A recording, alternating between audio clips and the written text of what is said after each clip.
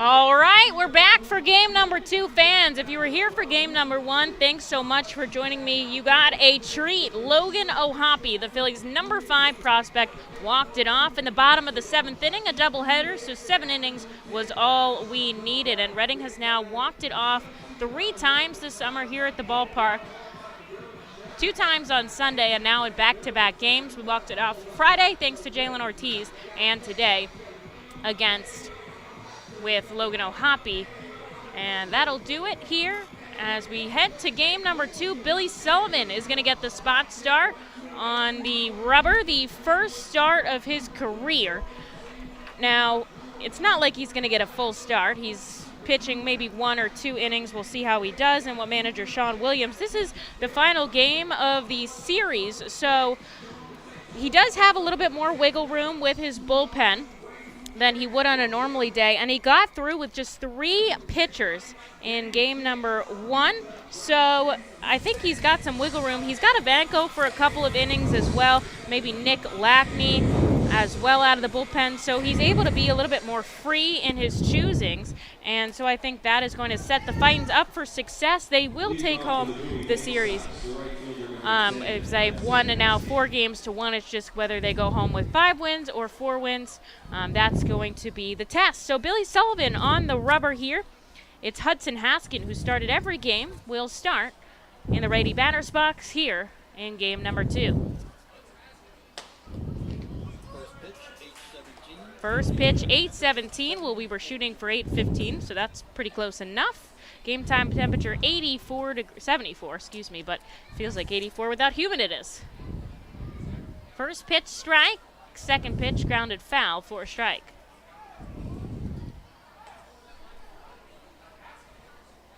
Certainly did feel like 84 degrees when I was down there. I got stuck behind all the hot dogs walking out of the clubhouse, and I had to sprint back up here. So the Reading Fightin' Phils are dressed as the hot dogs today. Every Sunday, they dress as the hot dogs. Game number 1, they wore the breast cancer awareness jerseys as the ball comes in below the zone 1 and 2. And then to the second game, they'll wear the hot dogs here in the doubleheader. And it was really nice to see the players give their jerseys away to the names that they had on the back of them following that game, especially since it was a dramatic walk-off win. That was very nice to see. Yeah, whoever got O'Hoppe's jersey certainly coming away with probably, the best jersey out there because they get the walk-off and they get the number 5 prospect. But a lot of good ones handed out, and you know what? I loved how the guys embraced it. 2-2 count here to Hudson Haskin Sullivan. Glove at the waist. And now he'll come home, down and away. Full count. Even when Jalen Ortiz hit that home run, he pointed up into the stands where it looked like the people he was dunning on the back of his jersey were sitting. So that was a nice sight to see, too. Yeah, they get to meet all the families. They sign them. They take pictures of them right then and there. So it's a really nice tribute that we do at the ballpark. The breast cancer awareness tonight. We'll do a Fightin' Cancer night later in the season, a military night as well. So we've got a lot of special stuff coming up for you guys. The payoff pitch up in the zone. He reaches 94 with his fastball, but he sends it ball 4. So the Baysox will start with a runner on and nobody out here for Gunnar Henderson. Henderson went 0 for 4 in the first game. Emily, the Phillies weren't able to sweep the Dodgers in L.A. today. They ended up losing 5-4 in the 9th inning. And, they did win yesterday 8-3. But on this day in baseball town history, yesterday, May 14th, the Philadelphia Phillies lost to the Reading Phillies. They beat them 8-2 in an exhibition game. How about that? That is an awesome one. They used to do a Phillies versus Reading Phillies game to start the season, and you'd see all the guys like John Kruk as Sullivan goes over to first, nothing there. You used to see these big names playing against, these Reading small-town guys, and sometimes they would come out on top.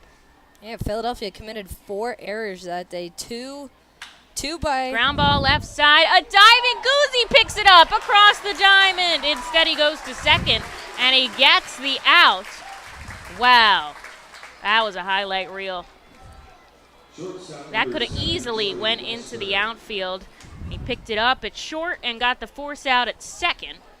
And Henderson safe on first, but they get the leadoff runner and they get out number 1. Yeah, that was a heck of a play, and it wasn't even like he was right where the ball was hit. He had to move a couple steps to his right to get that ball, and that was just what an athletic play by Jonathan Guzman. Yeah, a lot of range out there at short. He even threw it basically laying down, which is pretty impressive too. As Jordan Westberg takes a singing strike to start off his at-bats. Sullivan coming into this game as only a reliever, 10 appearances on the season, 10 innings of work. He has struck out 12 batters. Now his problem has been walks. He's struggled with giving up walks and letting them come across the plate, but we'll see what he does in the spot start today. I would imagine they give him 40 pitches max, so whether that be 1 inning or 2 innings. But I'm going to take a look at his game logs for the season and see how many pitches he has thrown in just a moment. As a foul ball goes back from Westberg, and he holds off on a ball upstairs.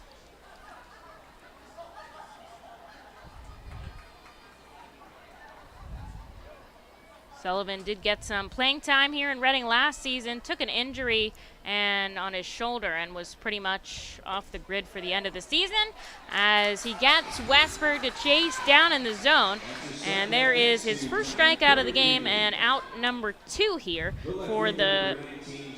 for Shane Fontana, who is the cleanup hitter. Let's go over the defensive position. Billy Sullivan throwing to catcher Jack Conley as Logan O'Hoppe becomes the designated hitter. All jump corridor still in left. We see Hunter Marquardt in center as Muzziotti takes the game off for number 2.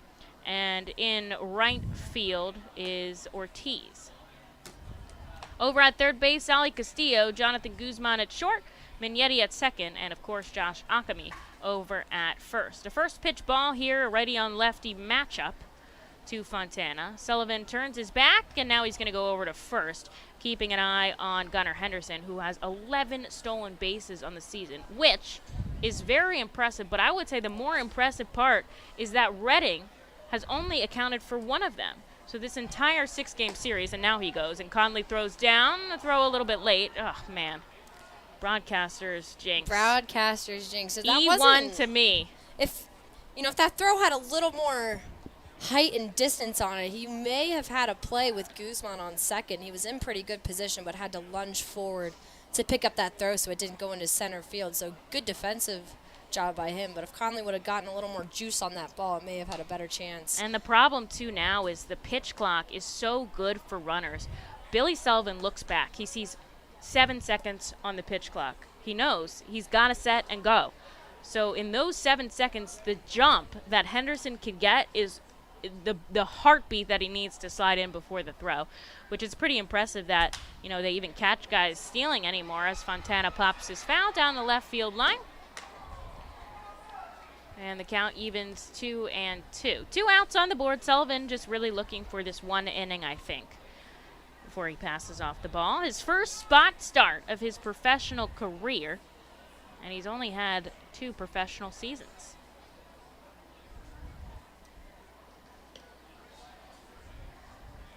'20 relief appearances last summer, though he spent a lot of time on the injured list, and 10 this summer, and all of them out of the bullpen.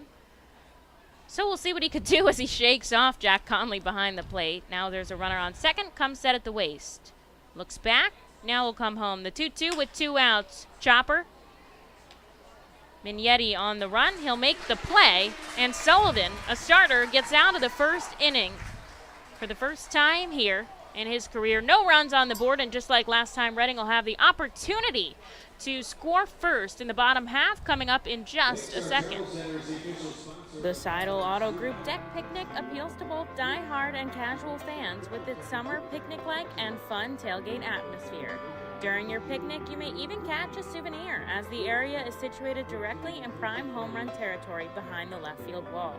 Regular season tickets are $30 per person for groups of 20 or more, and children 4 and under are free. Visit Fightins.com/groups or call 610-370-BALL to reserve your group outing today.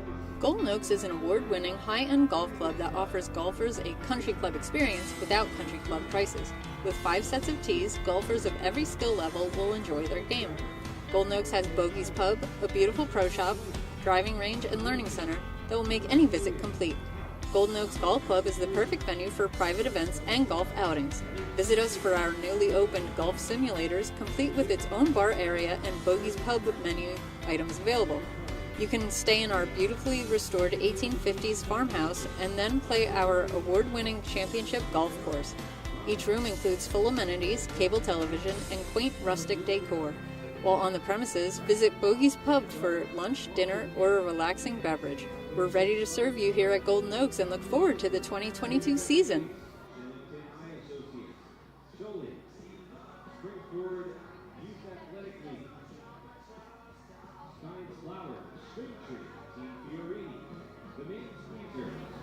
Group and Wawa.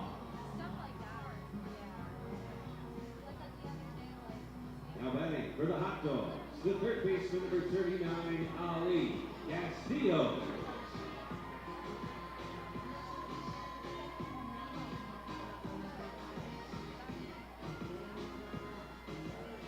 All right, here we go. Bottom of the first inning. Billy Sullivan got us out of the top half clean. So on to the bottom, we'll see Griffin McLarty as Ali Castillo takes a first pitch strike. Now, the thing about McLarty is he got shelled on Tuesday's game against Reading. They put 6 runs up. He only faced 7 batters. He didn't even make it through the lineup. He didn't even make it through the inning. So either we're going to see that happen again, which we cross our fingers, or he's going to be a changed human, having seen the lineup, well, 7 of the guys in the lineup to start it off. Ali Castillo was one of them. I have my little sheet here about what we did against McLarty. I looked at it. Yeah, we've got a lot of papers on here. It's getting a little out of control. End of a homestand. I'll blame it on Doubleheader, too. The doubleheaders are hard here. So much you got to print the lineup, and you're going down to try to get things of the players. Now we have a jersey change too, as we talked about, where the Reading Hot Dogs. Reading Hot Dogs. 1-1 in those jerseys so far this season. Let's see if we can. Castillo bouncer. The toss from the first baseman to the pitcher is in time. So there is out number 1 here for Jalen Ortiz. The right fielder number 13, Jalen Ortiz. Ortiz, of course, another big game in game number 1. He hit his 3rd homer in 3 games. In the past 10 games, he's batting .350. That's crazy. That's awesome. And, you know, people saw his start of the season. They weren't impressed. You know what? Give him some time. I'm impressed. Now he's really picking up steam. He can hopefully keep this momentum going because it's a long season. And that's truly, yeah, that's the big point. And especially going on the road in 2 days for a whole week and you're not back home again. Got to find a way to keep that momentum going when you're on the move. But I think the vibe in the clubhouse now is so good as he takes a called strike of the knees down 0-2. You know, I think it's so hard because you don't want to ride everything on winning.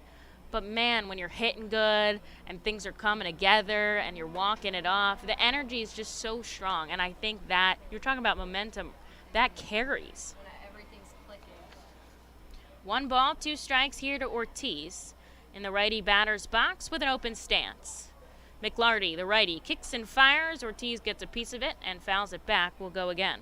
And Josh Ockamy also had a home run in each of the last 2 games. Didn't have one last game, but let's see if he can get back on that train along with Ortiz in this game. Yeah, it's awesome to see Ockamy really opening up. Such a leader on this team. I know a lot of guys have said, you know, after the game, after they're at bat, they'll talk to him as Ortiz goes down swinging on a 94-mile-an-hour fastball. There is out number 2 as Aldrum Corridor steps up. They ask him, you know, what am I doing here? How do I, you know, catch up after each at bat? And he said each at bat is a new at bat. It's another opportunity to get a hit. It's another opportunity to go 1 for 1. And I think that is such a good way to put it. I think that comes back to being where your feet are is a thing that a lot of players say. Is Corridor lays down the bunt, and it stays fair. Aldrum Corridor, who's been the long ball hitter, lays down a bunt single. I don't think I had that one on my double card. No. That was a perfect bunt for him, though. Like, let's be honest, he's not the fastest guy on this team that, you know, can come up and think he's going to bunt his way to first base, but that bunt had some speed on it going down the third base line and nobody could catch up to it. He was. And they were, you know, the Baysox were hoping that it would roll foul. They were just like, you know, when they stand by it and like, curling, and they're like waiting for it to move. But they didn't have the little sweepers to sweep it out. Here's Logan O'Hoppy. He's the designated hitter. He's the cleanup hitter. He'll come up with a runner on first and 2 outs on the board. Big walk-off win guy. Takes the pitch, down and in. And there's ball 2. Walked it off in game number 1 with a solo home run. So I don't know if you could hear this. And I actually told Logan about this. So they chant MTO at the ballpark, made to order. That's Sheets' like logo. And Sheets sponsors the cleanup hitter, which today is Logan as he fouls one back for strike 1. If the cleanup hitter has an RBI, then everybody in the ballpark goes home with a free coupon for a drink. Now, I don't think there's anything in the world people love more than free. I love free. Yeah. So the crowd gets very into the MTO chant, and they've started saying MTO Hoppy, which I think is really funny. Especially since he always seems to be in the cleanup spot. Like it was Commodore last game. It might have been him Friday night too, or Thursday. Here's the 3-1 as the ball comes in. Glove of the chest for McLarty. He's got a runner on first and 2 outs. Here's the pitch to Hoppy. It's way inside as he bounces back out of the way. And he'll take a walk down to first, shifting corridor to second here for Josh Akami. Akami's family in attendance today down there behind home plate. They're from Philadelphia, so it's not quite a far drive as the lefty steps in. Yeah, I saw it after walk-off win on Friday. You know, we were having a chat down there behind home plate down at the screen, and you know that's just really nice. You know, your son is playing not too far away from. Like I'm sure he may have grown up like going to Phillies games. He did. He played high school baseball. Like you could walk to CBP from where he played high school baseball at Newman Goretti, which is awesome as he takes ball 1. Yeah, now he's at this level with the team that he grew up watching. How could you write a better storyline than that? That's why we're rooting for him here. From the left side with 2 runners on and 2 outs. Here's the pitch by McLarty. He hits the outside corner. 1-1. That's Ray Valero calling the balls and strikes behind the plate. Evan Johnson shifts to third. And Michael Snover, the crew chief, manning the first base territory. Cody Roberts, the catcher here that McLarty's throwing to. It's Henderson and Westberg on the left side of the infield, and Graffinino and Mundy on the right side. Over the head of the second baseman goes Akami as it trickles into the outfield, and Redding gets on the board first. Aldrum Corridor has turned into a speedster here, coming from second to score on a single, and Redding takes a 1-0 lead. I was just about to make a note that Akami had a 9-game on-base streak, but I held off on that because, as we know, media jinx. But I said it in my head, and now he's standing at first base with an RBI single. He keeps the line moving here. Runners on the corners for Jack Conley, who had another multi-hit game in game number 1. O'Hoppy's at third. Akami's at first as the righty Jack steps in against McLarty.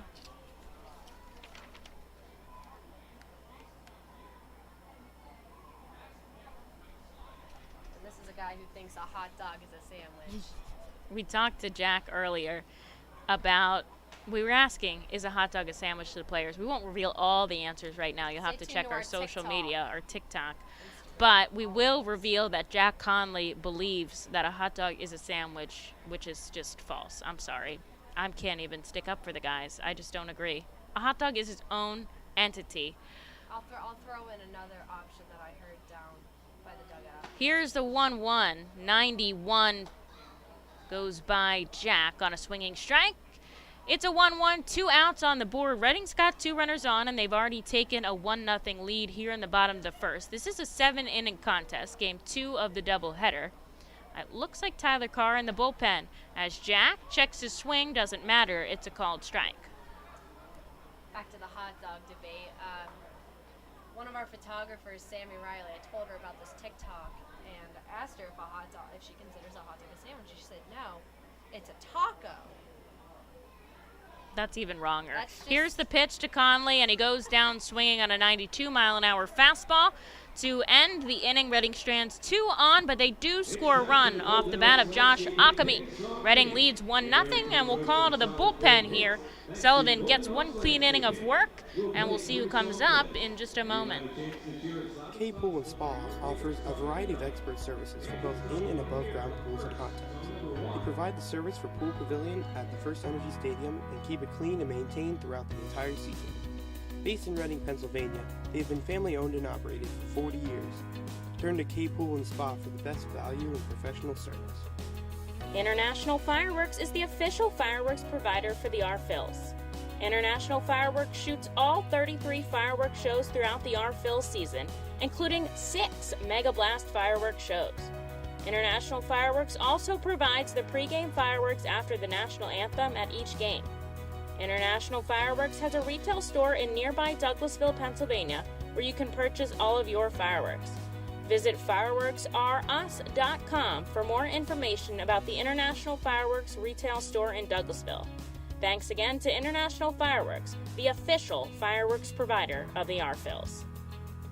Looking for the place to have the ultimate family fun at the Fightin Phils game? Look no further than Capital Blue Cross Funland. Capital Blue Cross Funland features the most exciting games and entertainment at the ballpark, including speed pitch, mini golf, ring toss and peach basket toss, mascot autograph booth, a bounce house, and the incredible giant inflatable slide. Bring your family to all the fun at their next R-Phils game at Capital Blue Cross Funland.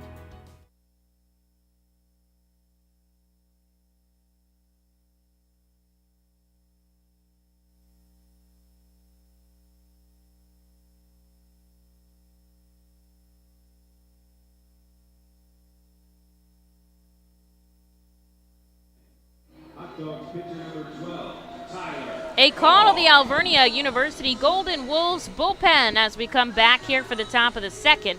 Billy Sullivan, who was just a spot starter, bullpen starter, we knew was only going to get 1 inning. And in his 1 inning of work, he did pretty darn good. No runs on the board, and the Fightin Phils come back here for the second inning, or the bottom of the first, and they get on the board against McLarty once more. Just 1 run this time, not as good as 6, but I think we'll take the early lead off the bat of Josh Akami scoring Aldrum Corridor. So here is Tyler Carr now for his 1 inning. I suspect we'll see that out of a lot of players today, as it's J.D. Mundy, Cody Roberts, and Andrew Doshbach to lead us off. Sullivan fared well in the spot start. That's a difficult thing to do when you've spent your whole career as a reliever. Mignetti makes another good stop. He throws it from deep in the hole at second, and he can't get the throw directly to Akami. It goes up the line, but I think the runner would have already been there, and the official scorer says that too, so it's a base hit to Mundy to start off the inning. It was a good play, though. It was a slow enough roller that, you know, if Ortiz wasn't playing up all the way, he could have had a chance. It would have been awkward in an awkward spot, yeah. It would have been a no man's land if, you know, Mignetti didn't get there to make the stop, but still stands as a single. Slow roller off the bat. It goes foul by the Baysox dugout, and there's strike 1 here to Cody Robert. Carr hitting 94-95 with his fastball. Had a tough outing his last time up, but same thing for pitchers as it is for batters. Every opportunity is another opportunity to get the job done. We did see him on Tuesday night, 1 inning of work, 1 strikeout on just 13 pitches. And that's a pretty solid outing for the reliever. Here's the 1-1, another foul ball back out of Roberts, and it's 1-2. We've had no shortage of foul balls here in the last hour. I can't imagine how many of the balls they've used in this game. I mean, a typical game is like a couple dozen. I mean, this has got to be like a couple hundred at this point. Yeah, I forget who it was in the last game. Was it Mignetti or Corder? It was somebody? Castillo had a 12-pitch at bat, but the best part was he won. Yeah, won the at bat. But it was probably about 7 foul balls, like majority. Yeah. 2 balls, 2 strikes here to Cody Roberts. Runner on first and nobody out. Carr up at the chest, comes home. Line drive and a right. Ortiz dives! What a play by the right fielder.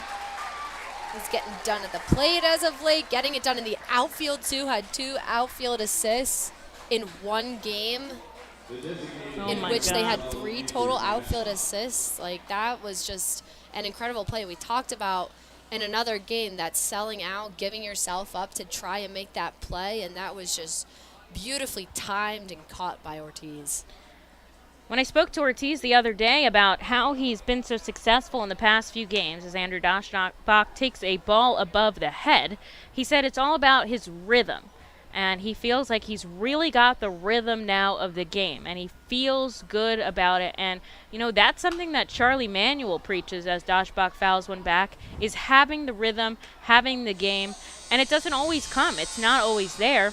But when you get in that groove, man, does it feel good. And that's what Ortiz is working with right now. Got to keep it going, whatever it is.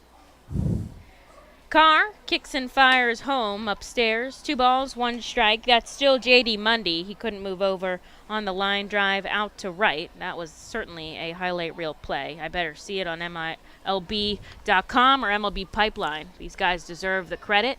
And if not, we'll certainly put it up on our end.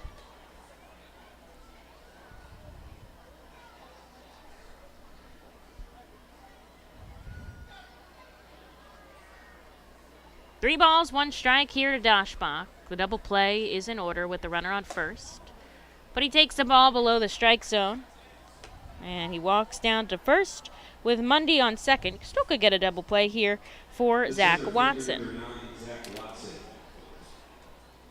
You know, Zach Watson's somebody who really came alive during this trip to Reading for the Baysox. I mean, he came in and his batting average was low 100s, and now he's got it up to 172. I mean, and he had the home run in the last game, and, you know, he's had a couple timely hits here and there, including last game when he got an RBIs for Bowie to really pull within a run or 2 of Reading when they had that blowout victory. But he's really been a key piece in this Baysox lineup. And he takes a first pitch strike there. Carr looks back at second. Now he comes home down and away for ball 1. 2 runners on and just 1 out on the board. But I totally agree. Watson, I feel like he is working, he's forcing his way to the lineup so much. He's leaving his manager more no choice but to include him as he takes a wild swing and fouls it off his chin. Oh my God.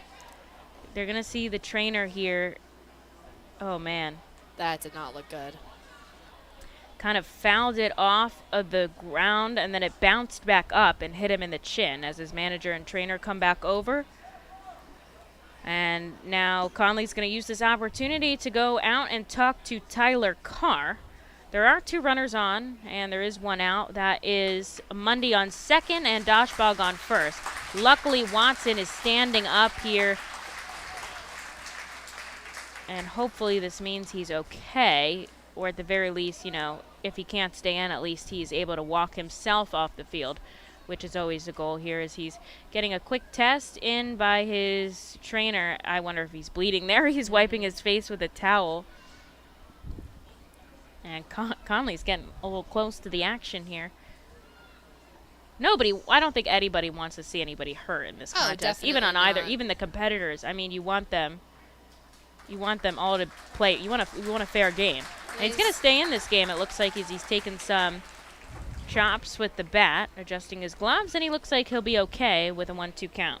He's getting a nice round of applause here from the crowd at FirstEnergy Stadium, and good for him for sticking it out, finishing out this at-bat. So the umpire will give him some time to clean off the plate, give him an extra couple seconds as he steps back in. He's got a 1-2 count. 2 runners on. Ground ball, right side foul. That came off the bat sharp.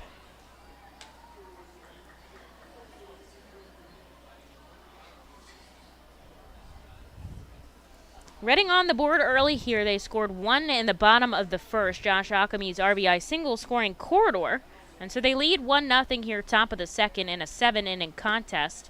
Swing and a miss. Carr goes off speed, and he gets Watson down on strikes. There's a big out, number 2, here for the number 9 hitter, Graffinino. Now, this is the first time we're seeing Graffinino as he came on the roster yesterday, but we didn't play, so we didn't see him. He did come into pinch run for the Baysox in game number 1, but that's it.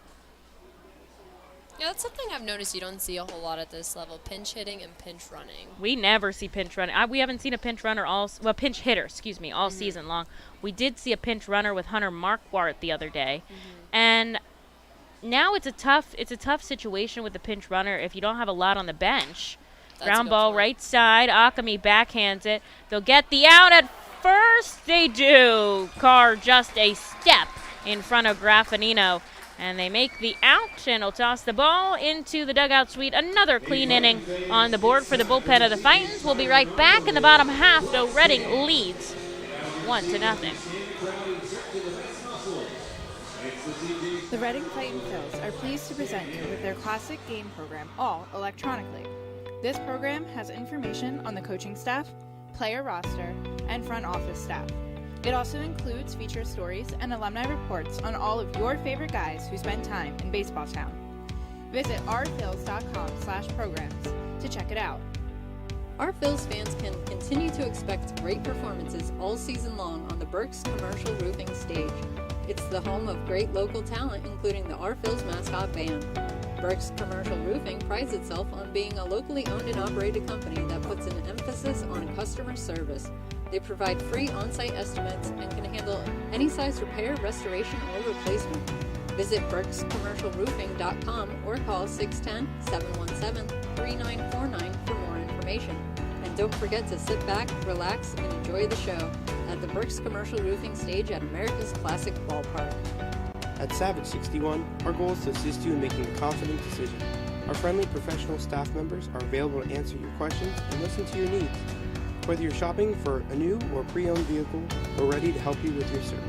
Visit our dealership on Pottsville Pike.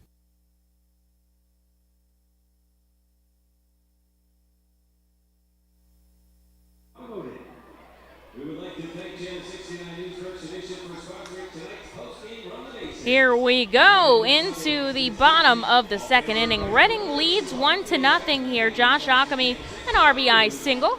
Scoring Aldrum Corridor in the first. Got the run on the board. Billy Sullivan and Tyler Carr, each a frame, a clean frame. So Reading back up to bat here as Fraylin Mignetti will start them off. And then it'll be Jonathan Guzman and Hunter Marquardt, the 7 through 9 guys. And we'll see McClarty for a second inning of work, further than he got the first game, only allowing one run on 2 hits. Couldn't get out of the first inning on Tuesday, but I'll see the second here tonight as he gets back-to-back called strikes against Mignetti. Up to 25 pitches here, so pretty solid for the starter, as the infield and outfield is back deep. The sun has fully set here at the ballpark. Baseball under the lights. Post-game run the bases for all fans. Any age could get out there. As Mignetti fouls one back, he'll go again. Wind is pushing out to center field right now. A little bit picking up as the sun has set, as he holds off on a ball outside. McClarty works pretty quickly. Just as I say that, he slows down a little bit. Steps on the rubber facing home plate. He'll have a full wind-up here as he steps back and goes down and away 3 straight balls as Mignetti holds off. There was a nice crowd here for the first game too. It's cleared out a little bit here, but a lot of folks really stuck around for the second game. Tough late night game on a school night. I can't wait for school to be over, no offense, so everyone can hang out with us. But you're right, a good crowd has stuck around here for game 2 of the doubleheader. Best fans in baseball as Mignetti rips it back in the net behind home plate, and he'll keep his count. And I've seen a lot of hot dog apparel too. You gotta rep the brand. You're either in or you're out, and I think our fans are in. We sell the Burke's Packing hot dogs, home of the flat top grilled. as Mignetti pokes another one foul into the right field general admission section. There is a horde of children running after it. It's all the way up in the corner. Running on the steps, might I add. Safety first. Not when it's a foul ball. You got to risk your life. Oh, absolutely. Especially at a major league game. You're not telling me if Bryce Harper hits a foul ball right next to me that You're not diving gonna for it. knock the person over. 3 balls, 2 strikes here to Mignetti. In the righty batter's box, open stance. McLarty takes a step back with his left leg. Now he comes home. Ground ball to the first baseman. He's going to toss it over the pitcher, who will step on the bag before them, and that is out number 1. That is always, to me, the most interesting play. You have to have elite, and obviously they do because they're professional baseball players, but you have to have elite hand-eye coordination to run and catch something like that when you're like, and you got to, because you're not just to run and catch, but you're so focused on stepping on the bag and stepping on it the right way so you don't injure your ankle. I think that is very impressive. So here's Jonathan Guzman, who takes a ball underneath the strike zone, 1 out on the board. And coaches always preach to kids, even when they're young, catch the ball first. You don't want to make an error and have somebody else scamper to second base. Guzman takes another ball. And he's up in the count absolutely. 2-0. You've just got to have so many skills to play this game, different skills. People argue pitchers are not athletes. Well, the pitching plays that we've seen by our team this week have been insane. Now, we talk about the PFPs, the pitchers fielding practice, and Sean Williams is very strong about that. A couple times a week, the pitchers get out there and they practice those plays, and that's why they're successful during a game. And who caught that ball between his legs? Leverett did that. That 3 balls, was no strikes impressive. here to Guzman. He takes a pitch outside. It's 3-1. If you haven't checked out that play, go check it out on our social media platforms. It was such an eye-popping catch. And he got the out, too. It was impressive. 3-1. Shallow fly ball coming in. And making the catch is Haskin for out number 2. Here's Hunter Marquardt getting his first at-bat of the series. Marquardt was moved up to Lehigh Valley to fill in there. He didn't get an at-bat, but he did come in as a pinch runner, and he scored a run, so he got in the stat line in AAA, and you can check that off the bucket list. Made it all the way up. But he joined us back here at the ballpark. Saw a little stint in left field in the extra innings game. Came in as a pinch runner as well, as he takes a called strike. He's having a little bit of trouble with his middle finger. He was bunting in a game against Portland, and he took it off the finger. He'll send this one into center field. On the run is Watson, and he makes the catch. 3 up, 3 down for the Fightin' Phils in the second. So he took a foul bunt off of his finger, and he's making sure that's all set to go. And now that he's in the game, it must be set to go. So we're glad to have him back. Yeah, we're glad to have him back as we head into the top of the third. Reading keeps their 1-0 lead, and we'll see who comes out to pitch another inning of work. Looks like Tyler Carr. Hey, psst. Yeah, you. You want to buy some low-priced groceries? Just follow me into this well-lit Lidl grocery store. Here at Lidl, we buy in bulk and cut down on costs wherever possible. Then we pass the savings on to you. Trust me, everything's done totally legit and above board. Nothing to be worried about. Yep, Lidl's pretty great. It's just your run-of-the-mill grocery store, except with way lower prices. Lidl. Suspiciously low-priced groceries. The Reading Fightin' Phils, in conjunction with Savage Auto Group Fiesta Fridays, are proud to partner with eXp Realty Associate Broker Alex Patansis throughout the 2022 season. Visit Alex's convenient website at brgpa.com and search for your perfect home today. His custom search bar makes house hunting online easier than ever, and he's there to answer all your questions. Call Alex today at 610-926-8610. eXp Realty Associate Broker Alex Patansis is a proud partner of the Reading Fightin' Phils and all 11 Savage Auto Group Fiesta Friday games during the 2022 season. eXp Realty Group and Alex Patansis, where every move matters. Highline Merchandising, formerly Textiles, is your local small business company that provides screen printing, design, and merchandising services For local, national, and international businesses, bands, shows, and festivals, including 7-time Emmy Award-winning. Tyler Carr comes back to start off the top of the third inning. Your Reading Fightin' Phils lead Bowie 1-0. Carr will see the top of the order in Haskins, and then down to Henderson and Westberg. Haskin goes for a bunt, and he misses, so he takes strike one. Carr working quickly here. He gets him a swinging strike as he pulls back. No bunt there, and he's down 0-2. Carr allowed a hit and a walk in the second, but he stranded them on base, so he'll get another inning of work under his belt, just 19 pitches through and through. This time he misses to Haskin. 1-2 the count. Haskin had a double to start off the game, and then he struck out 3 straight times as he fouls it back into himself. 1-2. Some interesting foul balls so far. I mean, Watson fouled that one and came back and hit him in the face. That one kind of bounced up. Haskins is back. Foul balls just have not been kind to really anybody here so far today. A number of them that have come off the roof. Another foul ball back on the rubber of the plate, and he'll keep his 1-2 count. Beautiful night in baseball town, capping off a 6-game series as Reading has taken 4, and the Baysox have took 1 on Wednesday night. This clips the ankle of Haskin. He'll get a free pass down to first on a hit by pitch, and that puts a runner on here and nobody out for Gunnar Henderson.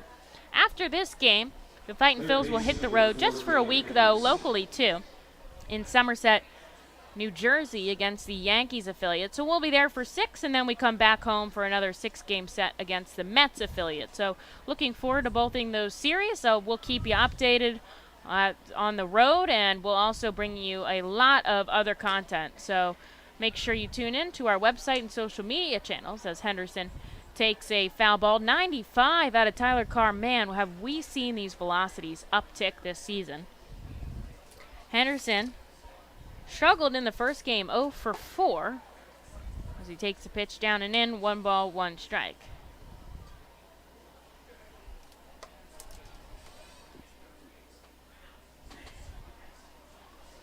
Glove set, runner going. Throw from Conley, at the knees.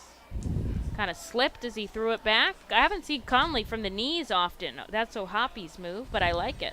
He got a lot of juice on that one, too.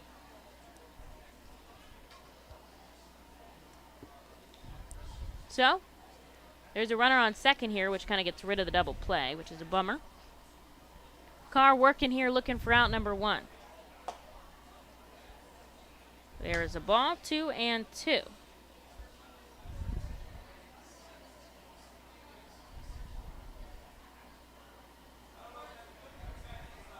Guzzi keeping an eye on Haskin on second. Here's the pitch. Line drive up the middle. Over the head of Hunter Marquardt, and it's going to go to the wall. This will tie things up as sliding into third. Actually, he doesn't stand up. Is Gunnar Henderson, and he brings Haskin across the plate, and that is a tough go for the Fightin' Phils as they tie it up at 1 apiece. A triple for Gunnar Henderson.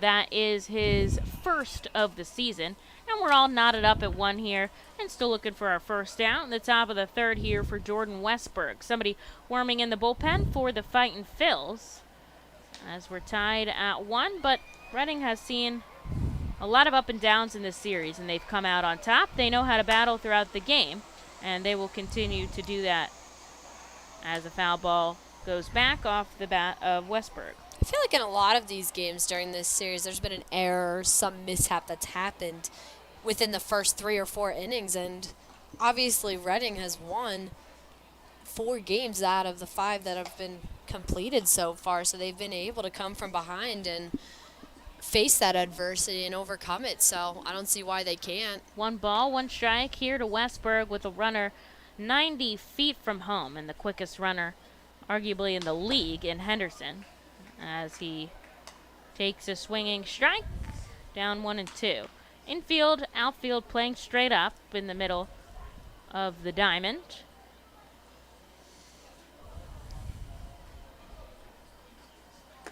comes home in the dirt. Who am I seeing out there? Bubby Rossman, I think, single digits. Yep, number Gotta 8. be him, Bubby Rossman. 2 balls, 2 strikes. Carr looking for his first out here, up to 32 pitches. Comes set, glove at the chest. Now he'll come home, swing and a miss. Goes off speed, brings it down from 95 to 85. And he gets Westberg here for out number 1. And here's Shane Fontana. Left fielder number 19, Shane. Right now we're tied, but there is Gunnar Henderson on third with just 1 out on the board. And the infield is going to come in to protect the run at the plate. That's where they'll go if they get to it. If it gets beyond them, they're in trouble. That's the risk you take. Ball down below. 1-0 the count. Carr working through these batters. Inside, Conley. Good pickup. He's going to request a different ball. That one got dirty.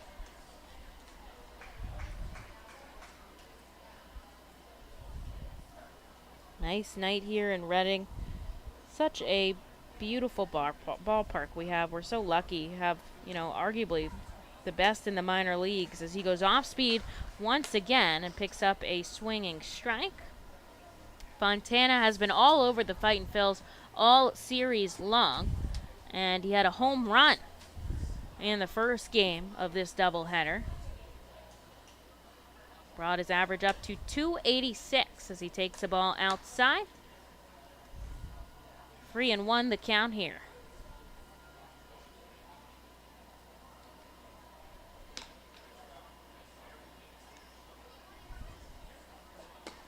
Three-one right down the middle, 92 mile an hour. He makes the count full. Both teams 1 run on 2 hits. Reading took game 1 in exciting fashion. Logan O'Hoppe, a walk-off home run in the bottom of the 7th in a 7-inning game, and that was absolutely incredible. Ground ball left side. Guzman's going to get the out at first instead of coming home, which was, get the out.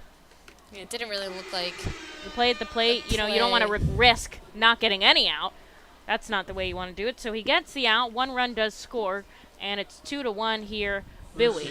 But now the bases are clear. There's 2 outs on the board, and Carr can just work solid against J.D. Mundy. Yeah, it didn't really. Guzman took a look at the play. He thought about it, but Henderson was already well on his way. First pitch, elevator shaft up into right field. Ortiz makes the catch, and that'll do it. 2 runs do score for the Bowie Baysox, so they take the lead. As we head into the bottom half, Reading's going to have a chance to hit. So we'll take a break, let them warm up, and be right back. When the Reading Fightin' Phils get hungry, we turn to our team feed partners. Special thanks to Wild Missing Family Restaurant and Bakery, Squawk Cafe, Collegeville Italian Bakery Pizzeria, Jimmy G's Railroad House, Mimo's Italian Restaurant and Pizzeria, Jersey Mike's Subs, Klinger's on Cressonia, and Subway for making sure the Fightin' Phils front office is never hungry on game day. Our staff enjoys delicious meals from our team feed partners, but don't take our word for it. Find out for yourself today. The Reading Fightin' Phils birthday party package is the best way to celebrate a birthday. Whether you are a youngster or an adult, there is no better birthday than a Fightin's birthday. The Fightin's Fan Birthday Package is customizable for fans of any age and starts at just $120. Base packages include 10 general admission tickets to a Fightin's home game, an autographed baseball, and a VIP reserved parking spot. Fans can also add a wide variety of experiences and options to make sure your favorite Fightin's fan's birthday is a grand slam. To enjoy a perfectly crafted 1893 from the makers of Pepsi Cola, you must first appreciate its carefully selected ingredients. A dash of cola nut extract, a hint of real sugar, a splash of sparkling water, and a generous amount of attractive spokesperson. Trust me, I'm gorgeous.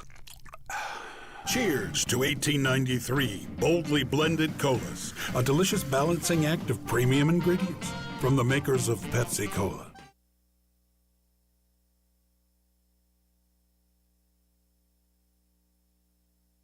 Base number 39, to the top of the order here. And Ollie Castillo reading down 2-1 as they ended up plating a run. Plating 2 runs, actually. In the top of the third, so the Fightin' Phils will come back in action here as Ollie Castillo comes up for the second time tonight, grounded out to the first baseman his first time up, and he takes a strike 1. Now he pops this one foul quickly, strike 2. McLarty still working for Bowie. The starter has came into the third inning, allowing just 2 hits and 1 run, up to 40 pitches here. Here's the 0-2. Ground ball left side, gobbled up by Westberg onto first. And there's a quick out 1. The right fielder, number 13, Jalen Ortiz.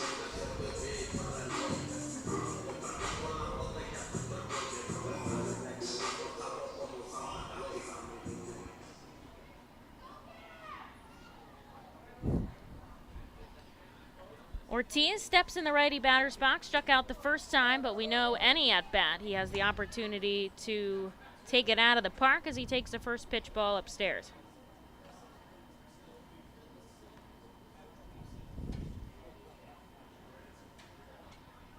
Holds off on another pitch downstairs. 2-0. Be hard pressed to find an offensive category that Jalen Ortiz doesn't lead in right now, with the exception of batting average, of course. Corridor has that one on him, but He has hits. He definitely has runs scored, RBIs. home runs now too. I don't know who has slugging after that last game. He probably still has slugging. He's absolutely exploded in the month of May so far. He's taken 3 balls straight here from McLarty. Now he'll take a big swinging strike. 90-mile-an-hour fastball out of McLarty. Well, there's no doubt with those kind of swings, he's trying to tie this game up right now. And, you know, you're starting off the inning 1 out. Just try and get on base. Why not? And he does. He takes ball 4. And honestly, look, we know Ortiz has strength. He has power to hit it out of the park. We know this. We've seen it. But I am so impressed with how much he's grown as a player and as a batter in taking pitches. When we started this season and last season, he chased a lot of pitches, a lot of breaking balls down in the zone. Now he's been so much better at holding off. He's been so much better at being able to read the pitches coming in. And I think that has done him so good. And, you know, Jalen Ortiz might have struck out there chasing, trying to swing for the fences every time. No, now he takes ball 4, he takes his slice of the pie, and he gets on first for his team. And now the tying run is on first here for Aldrim Corridor. He's taking a first pitch strike. They're trying to get Ortiz off the bag. The throw down by Roberts over to first, and he's safe. That just shows, as you said, the growth in him as a player, and that's what you want to see from players in your system, and that's a sign of growth, as we just said. And you know, he's taking that next step. Ground ball sharply. They're going to try to turn 2. The tag not there. Ortiz is safe. You don't usually see the reverse double play. It was a ground ball to the first baseman. He stepped on the bag and then fired a second where Westberg was covering. And now he got ejected. Westberg got himself ejected by the third base umpire, Johnson. His manager is going to come out. I can't imagine. I mean, that was only 1 second. He must have said one really bad thing, to be honest, when he didn't get the call that he wanted, as Ortiz was safe. And so they're going to have to send out Joey Ortiz to cover at short. Kyle Moore is still arguing with the umpire. And I think they'll get Ortiz a little bit of reps there as he's coming in just randomly. And that is the first visitor ejection I think we've seen. So and that's as you said, interesting. that did not take long at all. I mean, that might have been the quickest one I've ever seen, too. Yeah, absolutely. There's no doubt about that. Westberg had barely pulled his glove up from trying to tag Ortiz out at second base for a reverse double play. Missed him. And it didn't, from up here, it didn't look like it was Well, that the thing close, is that but he had to swipe and tried to, and he didn't get it in time, and that's okay. Reading has their leading runner still on. They do have 2 outs now, but here is Josh Ockamy. Now playing shortstop for the Baysox, number So 6, that is Joey Ortiz coming in for Westburg. Batting for the Hot That's a Dogs, tough way Francis to Arriaga. Designated hitter take number the 6, bus home Logan after the game, I think. O'Happy. You get yourself ejected in the 3rd inning when your team really needs your bat as a top prospect. And now you got to go, especially if they end up losing this game. And even if they end up winning, you did nothing to contribute.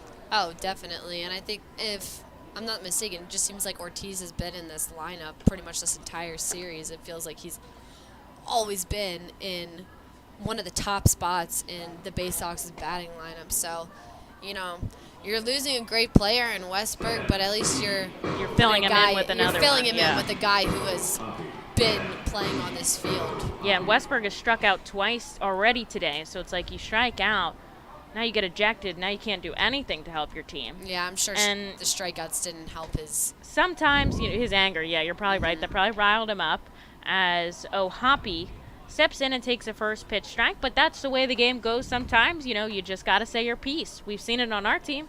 We've seen Sean do it. We've seen O'Happy do it. Sometimes you just got to say your piece. So he does that as the game continues. McLarty here has a runner on second and 2 outs on the board, but that runner on second, Ortiz, is the tying run as Reading is down 2-1 here. And Logan O'Happy at the plate with a 2-1 count.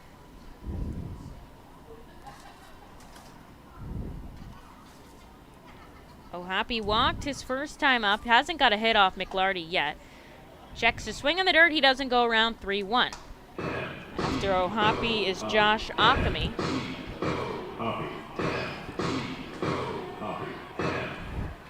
The O'Happy gets me every single time. I think that's Andy Kaufman doing that. It's not James? It might be saying it together. They used to do this thing when Matt Kroon would come up and they'd both say Kroon, which was funny. O'Happy fouls it back, so now the count is full. We'll have to get the scoop on that later. It adds the comedic value to that this game needs. Yeah, we're professional, but we have fun here. Absolutely. So the tying run on second. Logan O'Happy at the plate, the pitch in the dirt. Good stop by Roberts.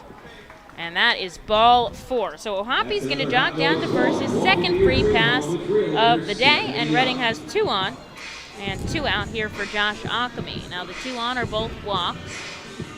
And O'Happy walked twice in the last game too, so he's being very patient. And another guy that's ranked pretty high. I think he's still second, yeah. Second in the Eastern League. And what I like about Logan and Josh is they wait for the pitch that they can do damage with.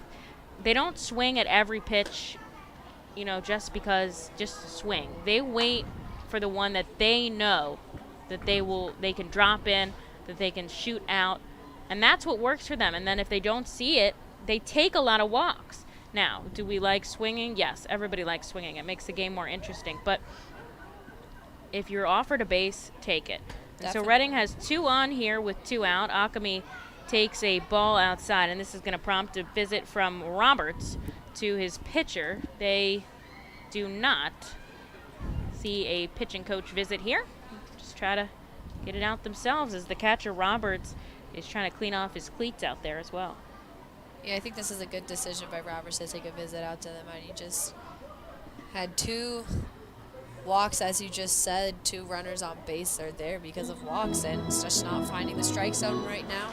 Just need to take a little breather, reset, especially since you're down 2-0 in this count.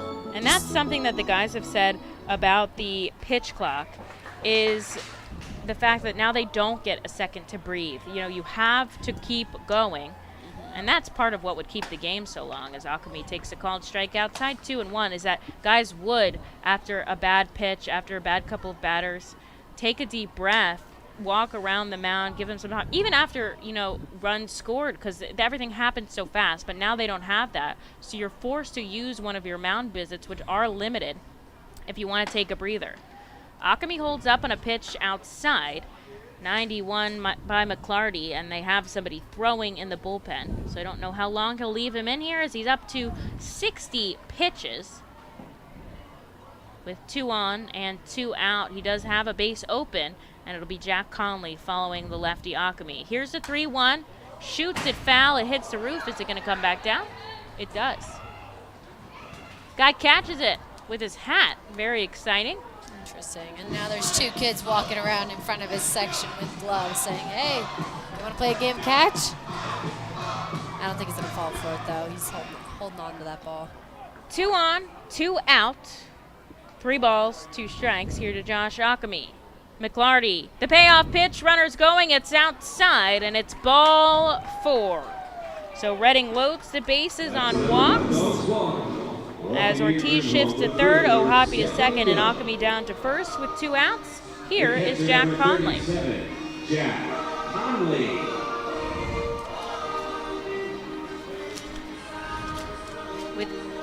With 2 outs and runners in scoring position, Conley batting 100, though he hasn't had many opportunities to do so, and I don't know if he's had some in the past 2 weeks where he's really upped his game. Takes the first pitch and he sends it foul into the plaza. Oh, it's in the seats. You can hear that. Somebody cheering they got a foul ball. It's always nice to go home with a souvenir, a free souvenir.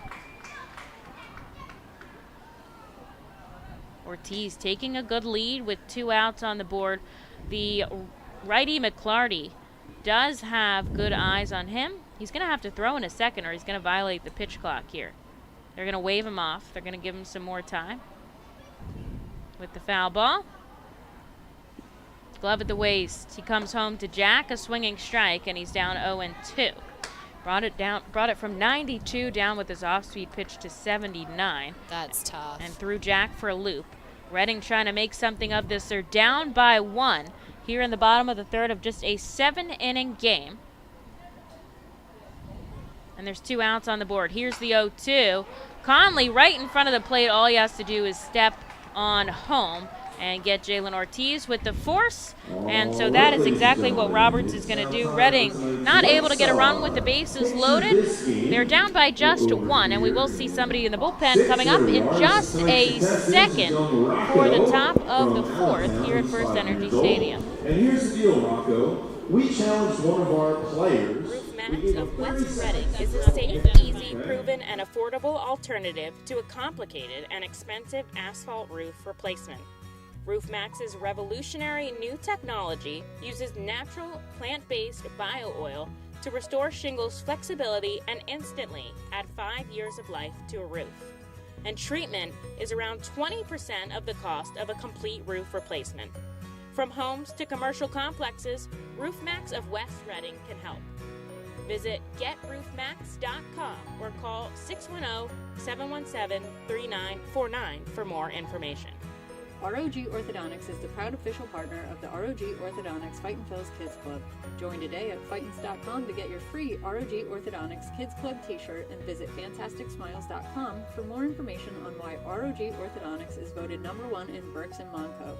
ROG Orthodontics and the Fightin' Phils, 2 great hometown partners. Cornwall Manor is an active senior living community on the 190-acre wooded campus in Cornwall, Lebanon County. The community offers independence and opportunities for wellness and fitness, as well as educational and musical programs, and the peace of mind of having convenient health care on site. Cornwall Manor offers a range of residential choices from apartments to homes. Prospective residents are welcome to visit us for lunch and have a chance to learn more about the community. More information is available online at cornwallmanor.org. Cornwall Manor, celebrating over 70 years of senior living.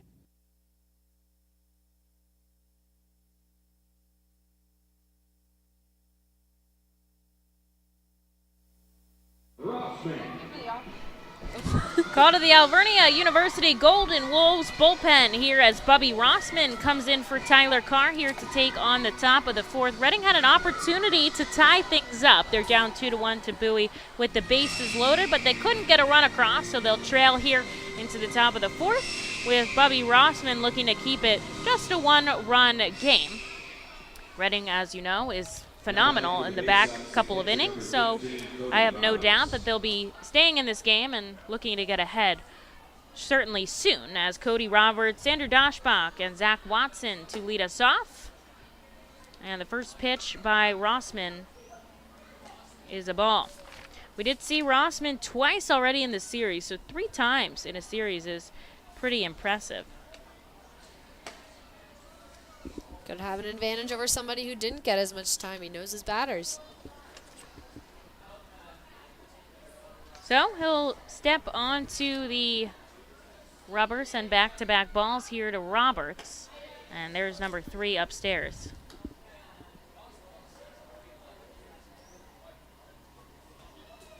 Got to give a shout out to Nick Sklenerick, who is the clubhouse manager for the Fightin' Phils, coming in to catch during that half inning with Vito Freesia not with us tonight. No injuries. Just he might be down there. Just not available, I should say. Not available. No worries. Nobody panic. And then Jack Conley behind the plate and Logan O'Hoppe the DH tonight. So Nick's down in the bullpen, and he came in to catch for us quickly there. As Rossman walks Roberts, and he'll face Andrew Doshbach here. Foul ball back for strike 1. Yeah, even Sean Williams comes out and catches to warm up. You love to see that. That's awesome. Somebody isn't right there ready. Give me the mitt. I'll go out there and warm up our pitcher.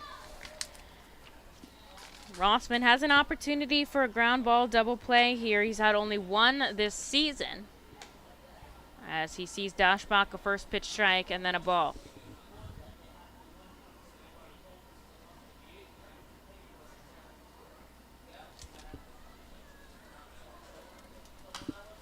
Sharp foul ball, bangs off the roof. Oh, and an adult gives it to a little kid as he's walking down the stands. Love that. That's awesome. Oh, that's always so nice and heartwarming to see. This gentleman over here didn't do the same thing a couple minutes ago with a That's few how kids. you get viral on the internet. That is Man very true. snubs kid with foul ball. Here's the 1-2. It's foul again. Ortiz is going to sprint over, but he's not going to get to it. It's going to be out of the field of play. And there is the count continued at 1-2. Rossman looking for his first out here in the 4th inning.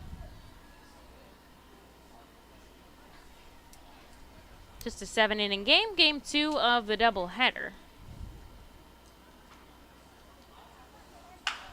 Chopper up the middle. He's going to let Mignetti get it. Are they turning 2? They are! The right call by Rossman not to field that. Mignetti to Guzman to first. If you're keeping track in your scorebooks, that's a 4-6-3 double play. And it doesn't get any cleaner than that. Yeah, you could tell he thought about it. He thought he really did think about it. He could have had it, too. I don't think he would have been able to turn 2-1. I mean, if he went back to second, but I think it's a routine play for the infield. That's their job as opposed to Rossman. And I'm sure he could have done it, but just have the infield do it. So there's 2 outs on the board. There's nobody on base, and Zach Watson is up as he struck out the first time, not off the hands of Bubby, but nonetheless, 0 for 1 today. Trusted his defense. Let them do their job. Swing and a miss, 97, Rossman. And the count 1-1.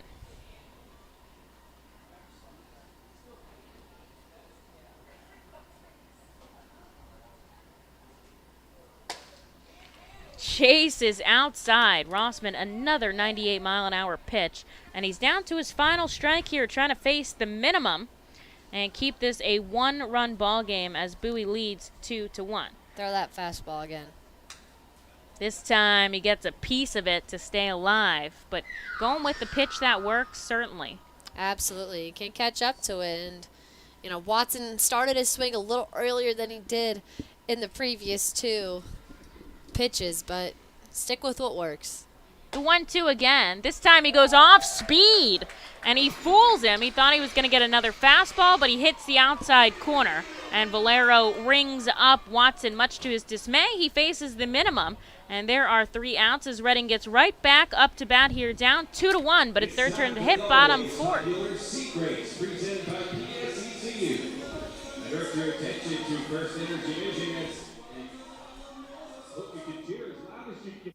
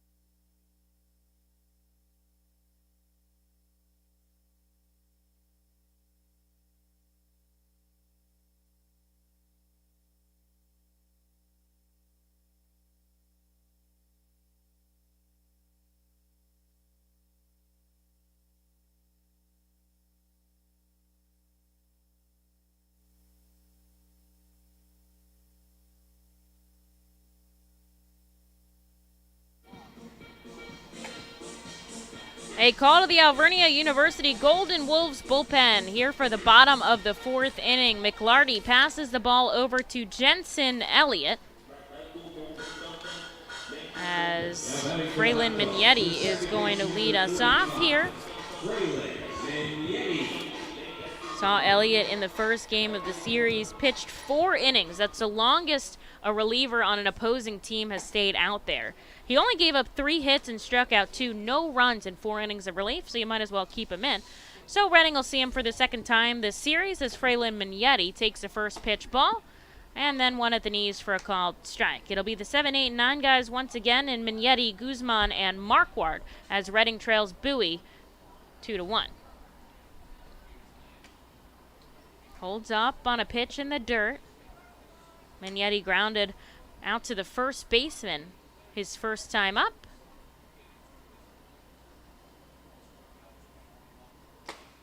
And he chases wildly for strike number 2. 93 out of Elliott here. He also has a brother in the minor league system with New Hampshire, so they'll probably face each other this season if they both stay in Double-A. How cool is that? Probably for the parents. They do one of those things where they sew up half the of a jersey. Yeah, I always think that's fun. There's a couple of major league players, like we have Aaron Nola and his brother Austin Nola, who they're both professional big leaguers. I think that's awesome. In basketball, there's Seth and Steph Curry. Yeah, there's a lot of examples. There's more examples of profession than you'd think, which is, I mean, you're just born to a family of athletes, I guess.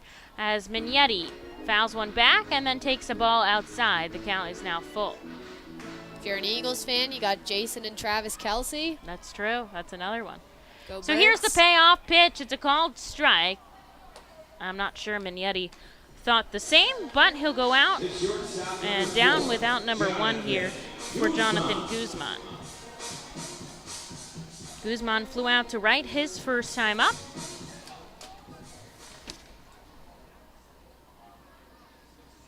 Did have the first game of the series off. Salgazzo over at short, but now he'll come back in the 6th hole, and he'll take a first pitch swinging strike. Elliott, a big windup. He's very tall out on the mound.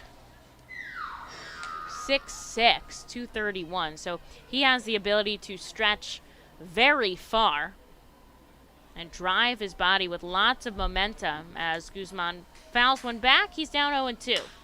Up the middle, back to Elliott. He jumps up, he gets it, and he makes a confident throw to first. There's 2. Center fielder number 49, Hunter Marquardt. Hunter Marquardt comes up for the second time today. He flew out to center field. Now Elliott's going to have to face a lefty batter. Reading Fightin Phils 1 run on 2 hits. The Baysox 2 runs on 2 hits. Both teams have been clean in the field. And the Reading Fightin Phils will send everybody who comes to the plate as the go-ahead run. Marquardt takes a first pitch strike on a bunt attempt. We'll see if he tries to lay down another. Certainly the kind of speed that can run out a bunt and make a bunt single, especially coming from the left side. Although he does have to turn his body, he'll have an extra couple of steps, but instead he hips it up the middle. And a diving Ortiz can't get to it. Neither can the second baseman, so Hunter Marquardt with 2 outs gets a base hit, and Reading has the go-ahead run on first. With 2 outs, they go back to the top of the order with Ali Castillo. And nothing against Joey Ortiz there at all because he made a great diving play.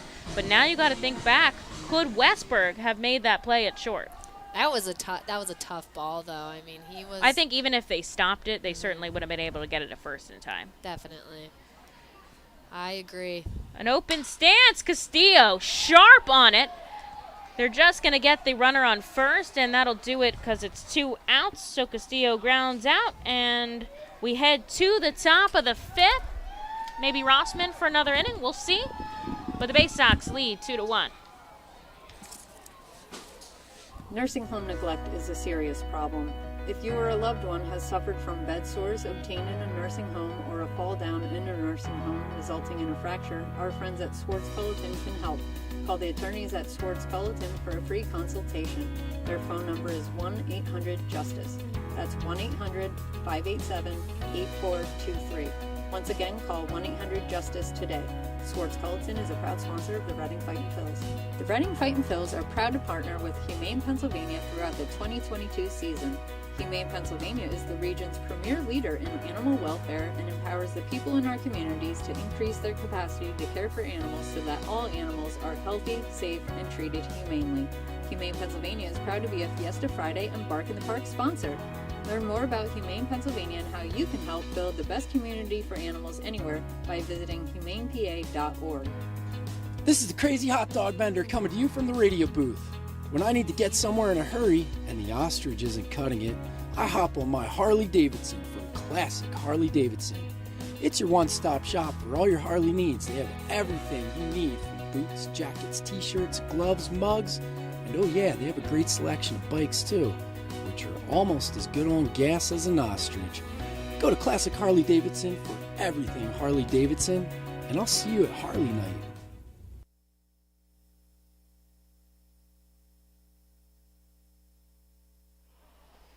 Bubby Rossman gets another inning of work after facing the minimum in the 4th inning. We are in the top of the 5th. Bowie leads 2-1.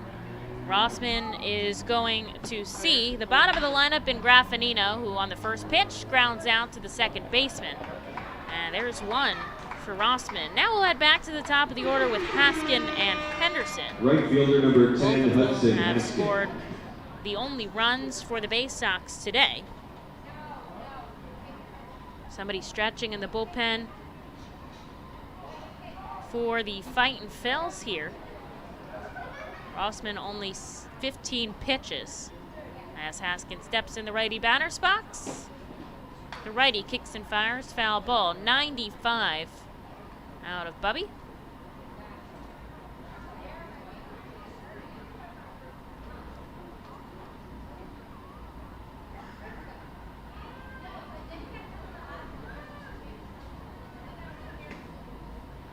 Takes a pitch down and away.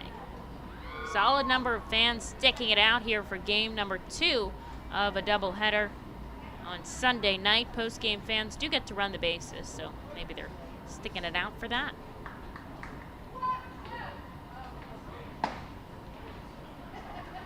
The 1-1 pitch, she gets him going off speed, and there is strike number 2.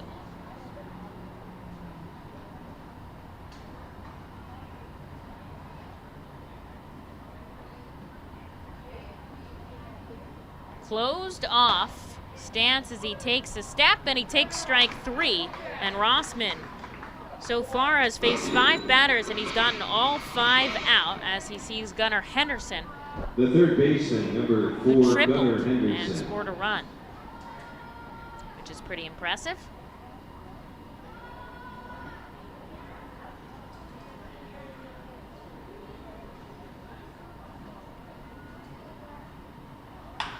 Chopper, Mignetti on 2 hops.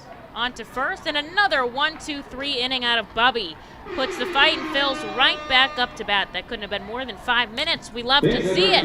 Reading gets to bat in the bottom half of the fifth. They're down 2-1. Ostrich Rays.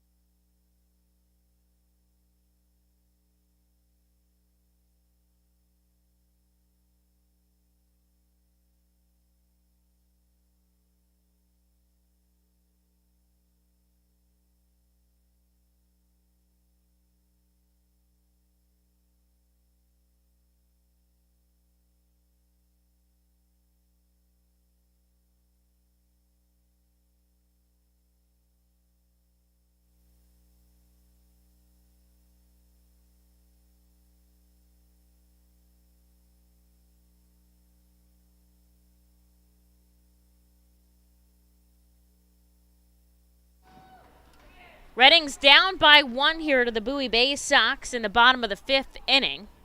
Bubby Rossman did his job for 2 innings. He faced the minimum and kept the score the same. So Reading, an opportunity to tie it up. Everybody who comes to the plate will represent that run. They'll start off with Jalen Ortiz, then Aldrim Corridor and Logan O'Hoppe as Ortiz takes a ball and then a swinging strike from Jensen Elliott, still on the rubber.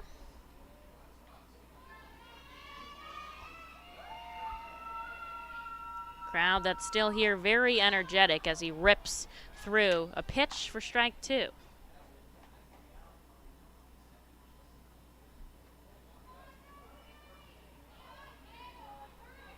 From the righty batter's box, Elliott, glove at the chest, comes home. This is drilled into left field. It's going to drop in front of Fontana.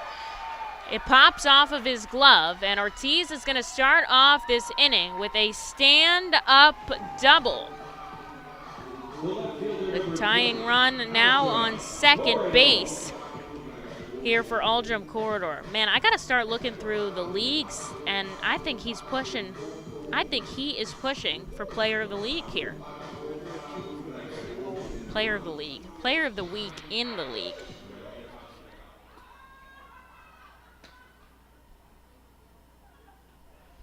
So anyways, here's Aldrim Corridor.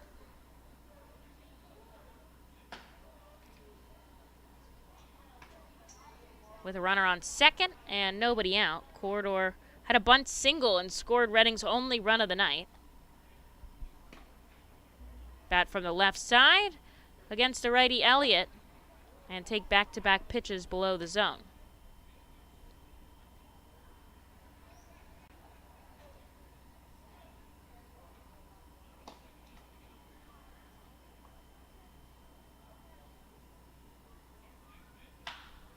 Ground ball up the middle, it gets through. This is going to score a run as Ortiz jogs across home. An RBI single from Aldrim Corridor ties us up at 2. Man, Reading never says die. And that was going to go in as a single, actually, to Ortiz. Advanced on the error, just to note that by the left fielder. But either way, he gets home from second base, and if he hadn't gotten to second, he wouldn't have scored. And so O'Hoppe will come up with nobody out and the go-ahead run on first. O'Hoppe had that walk-off home run back in the first game, so riding a pretty good high.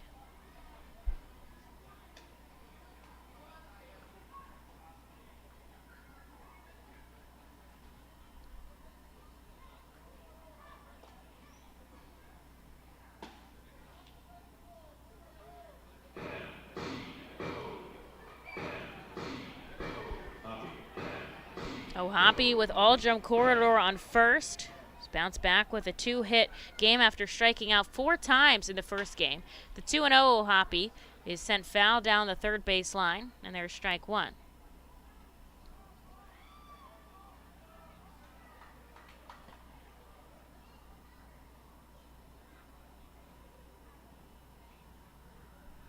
Hoppy in the righty batter's box. Bat up on his right shoulder. Elliott. And he sends another foul ball. This time the other way. Good catch by a fan at the very top of the main seating bowl. The only person up there, he has a glove, and he reached off and he made the catch. So Hoppy now a 2-2 count. There's still nobody out. And he chases for strike 3, an off-speed pitch. Gets him going, and there's out number 1. He hands the bat to Josh Akami. Figuratively, they all use their own bats, except for the last game of the season. Anyways, Josh Akami will come up with a runner on and 1 out. Ak had the RBI back in the first. He also walked once.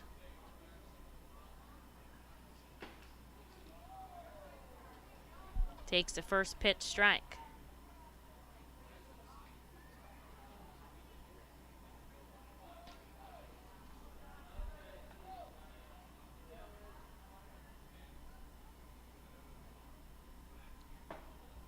Trying to see who would have a play for Player of the Week in the Eastern League. Ortiz certainly, then Kerry Carpenter from Erie. He's had a pretty good series. 7 hits, 5 RBIs. Ortiz had 8 RBIs, so I don't know, but he has a better average.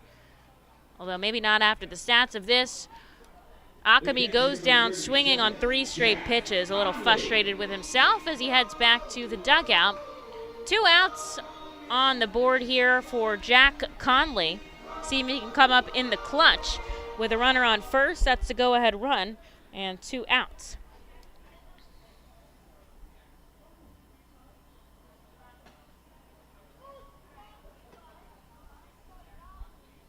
There's a pitch outside.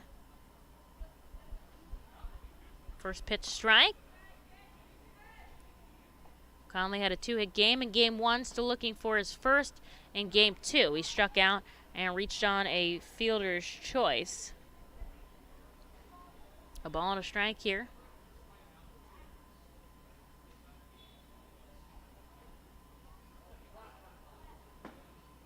Takes a pitch below the knees, 2-1.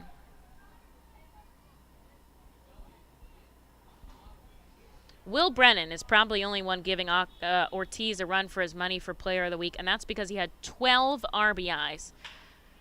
Ground ball left side! It gets below Henderson's glove, and Conley's going to keep the inning rolling with a base hit. The con man gets it done again. And so there's 2 on here, 1 in scoring position now for Fraylin Mignetti, who's 0 for 2 today, but a chance to turn it around. Every at-bat is an opportunity to go 1 for 1, as Josh Akami says.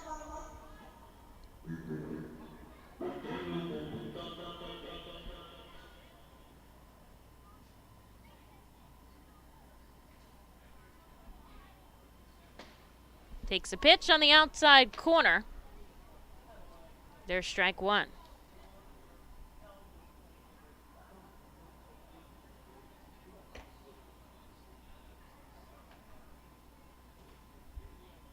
The 0-1 is popped the other way. He throws his bat, rounding and coming home to score. The play at the plate is no good. The throw was up the line, and Aldrum Corridor scores the go-ahead run. Reading leads 3-2. Corridor has now scored 2 of Reading's 3-1, and man, did Mignetti place that perfectly.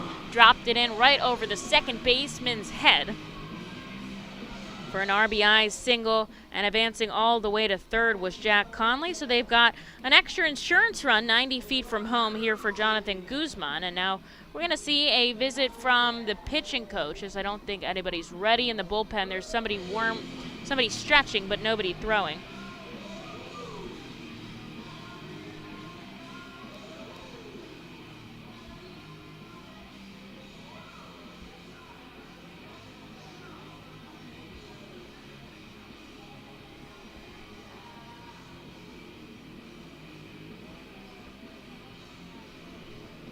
Now they're meeting at the mound, broke up pretty quick.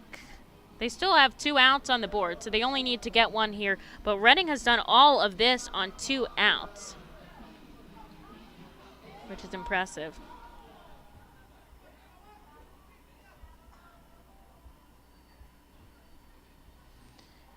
So, Mignetti on first, Conley on second. 2 outs on the board here for Guzzi.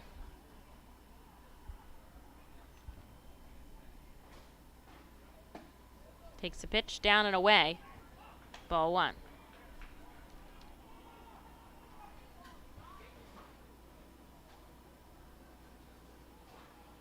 Looks like McKinley Moore warming in the bullpen, if my eyes don't fail me.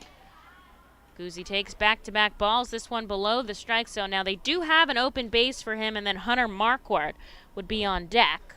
Reading has tied it and then some here. They lead 3-2 over the Baysox. Remember, this is just a 7-inning contest as Elliott misses outside, and it's 3 straight balls here to Jonathan Guzman. He looks over, he gets the sign from his manager, Sean Williams, who's down the third base line.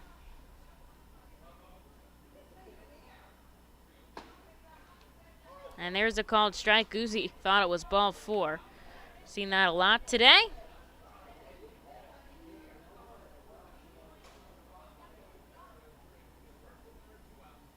First and third, 2 outs. The pitch, Guzman rips it down the third base line. They're going to get the easy play at second. An awkward slide there from Mignetti, but he seems okay, and that'll do it. But Reading puts the tying run on the board, and then the go-ahead run off the bat of Mignetti, so they lead 3-2. We'll see what their bullpen has to offer. The 6th inning coming up in just a moment. The award-winning Reading Hospital Tower Health Character Pool Party provides an unforgettable night out with your family and friends. Enjoy a baseball game while swimming in the 87-degree heated pool directly behind the right field home run wall. Plus, 2.5 hours of all-you-can-eat buffet and photos and autographs with the crazy hot dog vendor and the Fightin' Phil's mascot band. Regular season tickets are $31 per person for groups of 20 or more. Give us a call today at 610-370-BALL. For top-flight local jobs, go with who you know. J.P. Mascaro & Sons, a leading waste removal company. To meet today's employment and service demands brought on by the pandemic, Mascaro is upgrading its already highly competitive employee wage and benefit package for drivers, collection crew helpers, and other positions. Call 888-MASCARO, M-A-S-C-A-R-O, for details.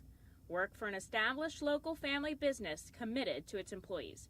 Again, call 888-MASCARO today or apply online at www.jpmascaro.com. Highline Merchandising, formerly Textiles, is your local small business company that provides screen printing, design, and merchandising services for local, national, and international businesses, bands, shows, and festivals, including 7-time Emmy Award-winning show Schitt's Creek and Unsolved Mysteries. Visit our website at highlinemerchandising.com.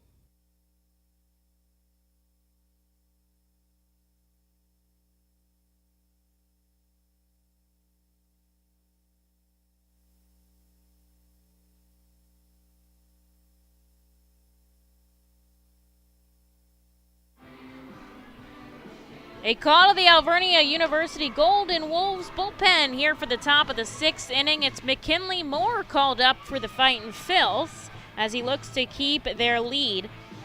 As they lead 3-2, they put 2 runs on in the bottom of the 5th. Corridor an RBI single, and Mignetti one as well. And McKinley Moore will face the middle, the heart of the Baysox order in Westberg, Fontana, and Mundy, who, to be honest, haven't produced in this game so far. Hefty work for Moore as he looks to keep the Fightin' Phils on top as we get to the back half of this 7-inning contest. And in case you were wondering, Moore does not believe a hot dog is a sandwich. First pitch, he goes 96 upstairs, and he gets Ortiz. Ortiz came in at short, so it's not Westberg, excuse me, for when he got ejected, which we knew. Westberg got ejected defensively a couple of innings ago, and Ortiz is seeing his first at-bat. as he takes strike one upstairs and then a ball outside.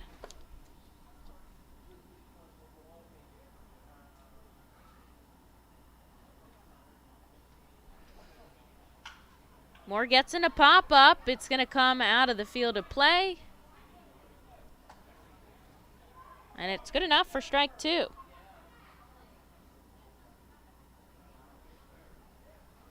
And just to go back in the stats, the official score has updated that hit by Ortiz that led off the fifth into a double. So he will get credit for the extra bases there. Ortiz just snags a piece of it. Holds his 1-2 count.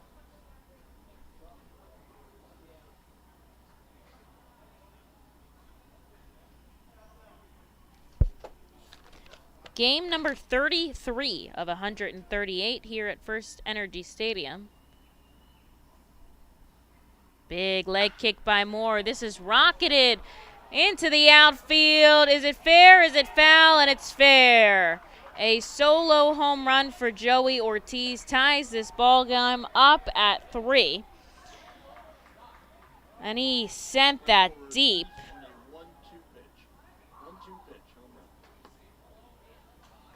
And we're tied up 3 apiece. Neither of these teams willing to give up. We've seen the back and forth in game number 1. Reading came out on top there with the home run by O'Hoppe to walk it off in the bottom of the 7th. But that game was back and forth just as much as this one has been. And Ortiz, who came in for Westburg, proving himself and why he should have been in the starting lineup, gets a home run down the left field line, and we're sitting at 3-all here with Shane Fontana up at the plate.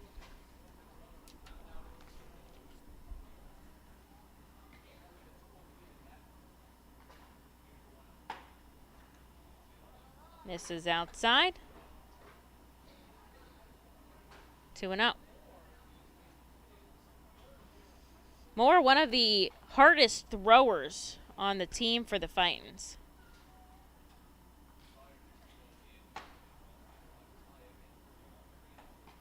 And he comes upstairs. 3-0. Gonna have to hang tough here. Just looking to get an out on the board and settle in.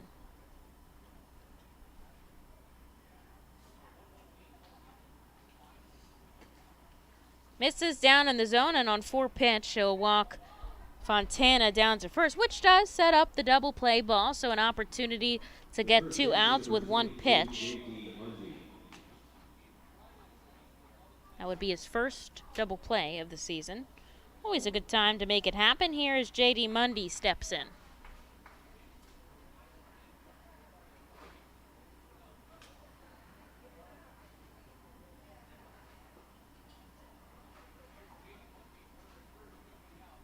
Mundy, ground ball, Mignetti. What a play. Can they turn 2?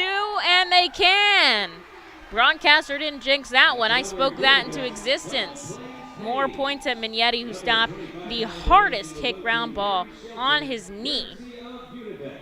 And what a double play to put 2 outs on the board.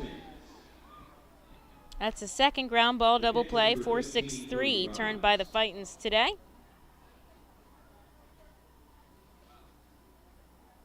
And now here's Cody Roberts with 2 outs from the right side. Game is tied 3 apiece. Reading 7 hits. The Baysox just 3. First pitch, fouled sharply into the stands. Good catch by a fan. They get the cheers. But it's good enough for strike 1 for Moore. Somebody warming in the bullpen for the Baysox. It'll be Moore who gets through this inning. Throws 97 upstairs. Roberts hacks at it and takes strike 2.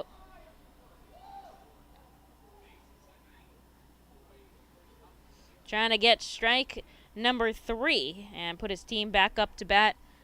Tied at 3 in the bottom or in the top of the 6th inning now. And he gets it. 91, he brings it down just a little bit, and Roberts strikes out swinging, so that'll do it. But a solo home run from Ortiz makes this game 3-3. Reading's going to have to give us some action in the bottom half, and I think they can. We'll take a break, let them warm up, and see it in just a moment. Join us as we celebrate Reading's Hispanic and Latino culture during 12 Friday home games this season. With Savage 61 Fiesta Fridays presented by eXp Realty, Breakthrough Beverage, Humane Pennsylvania, Origlio Beverage, and Mal Beer. Fiesta Fridays feature special Los Luchador de Reading uniforms, Hispanic and Latino food and music, and other cultural elements throughout the ballpark. Get your tickets now by calling 610-370-BALL or visiting us at the Weidenhammer ticket office at FirstEnergy Stadium. ROG Orthodontics is the proud official partner of the ROG Orthodontics Fightin' Phil's Kids Club. Join today at Fightins.com to get your free ROG Orthodontics Kids Club t-shirt and visit FantasticSmiles.com for more information on why ROG Orthodontics is voted #1 in Berks and Monco. ROG Orthodontics and the Fightin' Phils, two great hometown partners. Savage Auto Group is a proud sponsor of Fiesta Fridays. Enjoy an Our Phil's game, great food, music, and entertainment. The team will play in their Los Luchadores de Reading Latino tribute uniforms. Visit Timmy Profit and Savage Auto Group, Pennsylvania's most awarded dealership for all your automotive needs.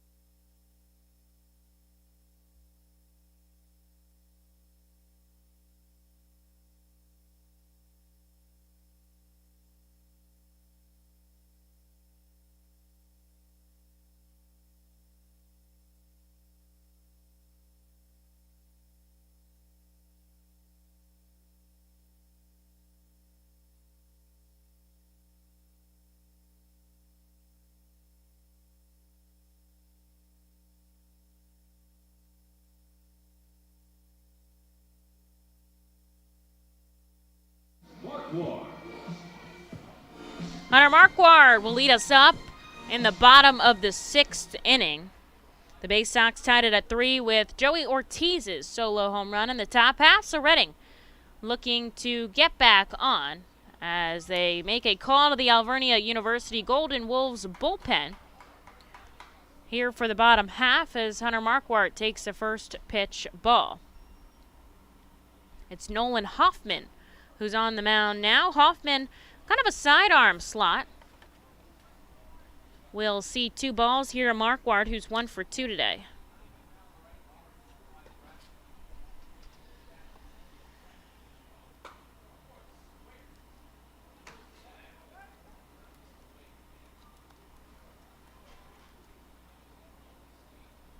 There's ball number 3, and Marquardt just trying to hold off to get himself on base and start the Fightin' Phils. And a good note, everybody that comes to the plate represents the go-ahead run. And Marquardt takes 4 straight balls to head down to first. And that'll put him on the base paths. The third baseman, number 39, Ali Castillo.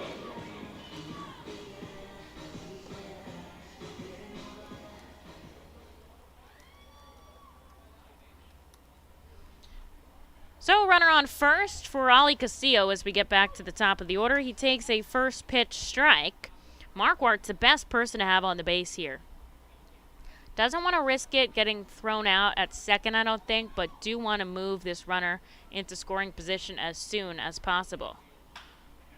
Ground ball right side. Are they going to turn 2? And they do. That is a bummer.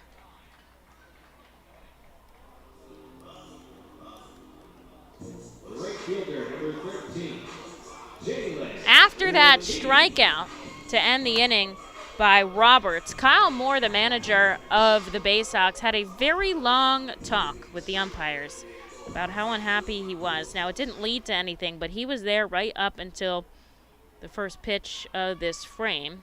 Unfortunately, a double play puts 2 outs on the board, but of course, anybody can change this game with one swing of the bat, and who better than Jalen Ortiz as he steps in and fouls the first pitch back he sees.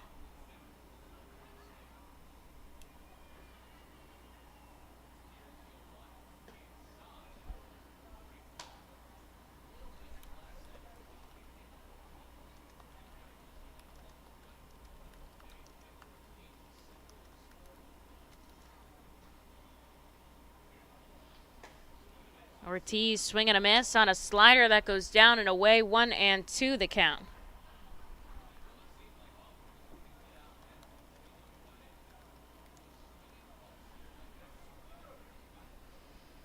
Two outs here, bottom six, tie ball game. Jalen Ortiz strikes out swinging, and that'll do it here. A 1-2-3 for Nolan Hoffman. And on to the seventh we go. The seventh should be the final inning and game 2 of the doubleheader, but I guess we'll have to see.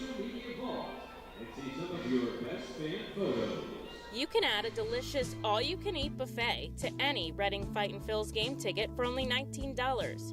No need to visit the concession stand. You can add a 2.5-hour all-you-can-eat buffet to any ticket. This selection includes barbecue chicken, barbecue sandwiches, cheeseburgers, hamburgers, hot dogs, mac and cheese, corn, pasta salad, baked beans, potato salad, chips, fruit, cookies, and all Pepsi products. Call the Fightins at 610-370-BALL, order online at Fightins.com, or visit the Weidenhammer ticket office at FirstEnergy Stadium. Unlike any other area in FirstEnergy Stadium, the Savage 61 dugout suite puts you in the closest seat to the action on field, located just feet away from the diamond on the first base side.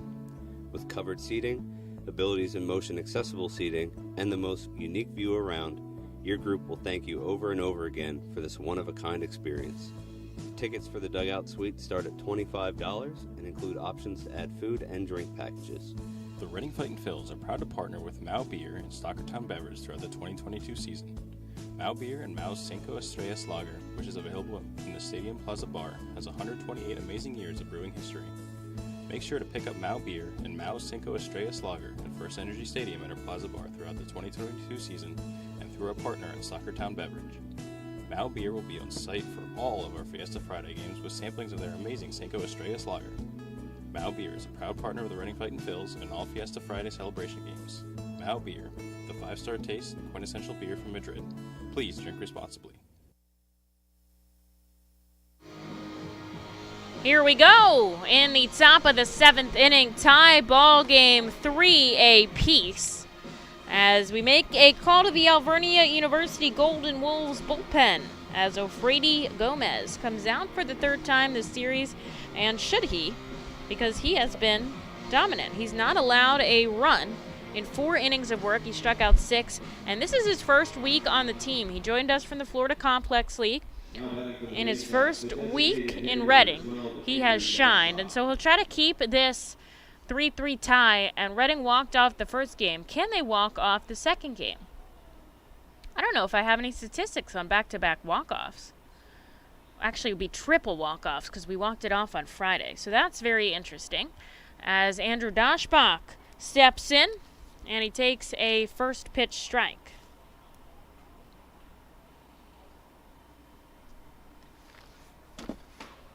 Now he holds up on a strike.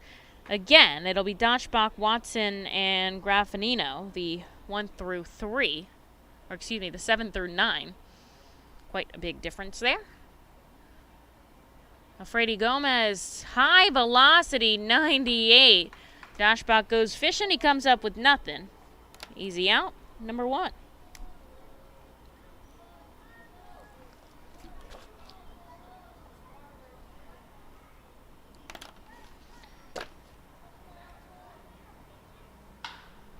Ground ball left side.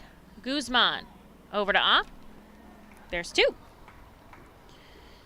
Center fielder number 9, Zach Watson. Reading got on the board first in the first inning. Akami drove in Aldrum corridor. The Baysox tied it up and then some. In the third, they put 2 runs on the board. Reading added 2 of their own to make it 3-2. In the 5th, but the Baysox put one on in the top of the 6th, and we are in a tied spot here. Reading has 3 hits. Reading has 7 hits, excuse me. The Baysox just 3. Nobody's made an error in the field as Watson takes a pitch up and in. Bumps him back, but he's okay. 1-0. Glad he's okay also after fouling a ball off of his face. But he seems all right. And he takes a strike there. Gomez, formerly a part of the Kansas City Royals organization, made it as high as the Northwest Arkansas Natural. Shout out to my friend that's the broadcaster there, Nick Batters. Does some good work out in Arkansas. Watson takes a ball down and away.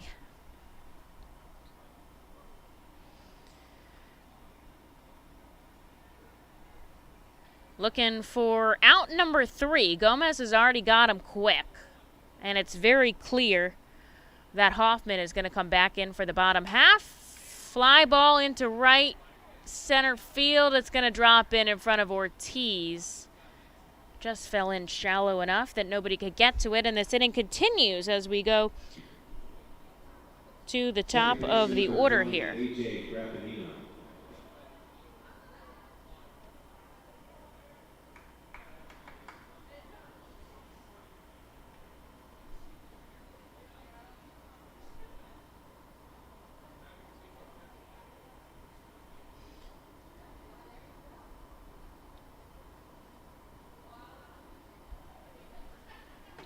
Runner in Watson shifts over a little bit as Graffinino takes a first pitch strike.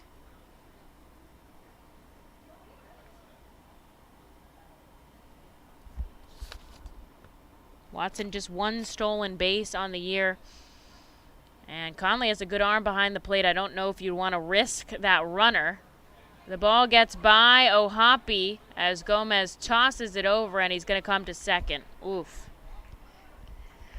Takes away the double play and puts the go-ahead run on second. Reading has been so dominant. That's a throwing error on Gomez, E1 in the books. Just want to walk away with the Sunday win. Now, they've already got 1 on Sunday. They could split the doubleheader, but they haven't won both games of a doubleheader yet this season. And it's a tie ball game here in the technical final inning.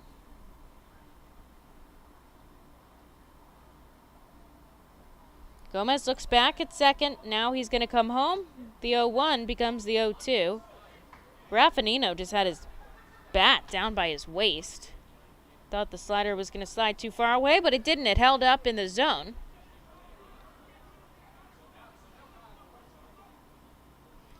Kyle Moore, the third base coach right now, the manager, has a lot of problems with Ray Valero behind the plate. They have been arguing the whole game. There was just some shouting there. And especially with the shortstop being thrown out so easy, I'm surprised. He hasn't been thrown out yet, but I guess he hasn't said anything too bad. Maybe just a lot of arguing as Graffinino fouls it back. Don't be foul. Come get fresh at American Barber and Beauty Academy.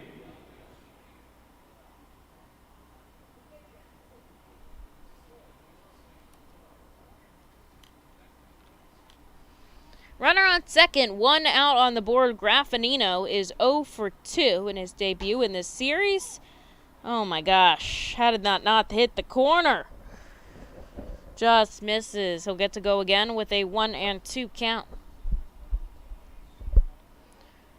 Guzzi holding on. Watson at second. Gomez looks back. Now will come home. Big swing and a miss. 99 on the radar gun, and that is a pretty accurate gun out there. I don't think we've seen anybody hit triple digits yet. Maybe he'll be the first to do it, but he's got 2 outs on the board here with a runner on second, and he'll go back to the top of the order with Haskin. Haskin's been on twice today, both free passes. Hit by a pitch and walked. And he takes a swinging strike. When Reading comes up in the bottom of the 7th, they'll have Corridor, Ohapi, and Akami. Now, Corridor has been playing well in this game, 2 for 3. Ohapi walked it off in game 1 with that home run. Can somebody do it again? There's a strike at the knees. Down 0-2.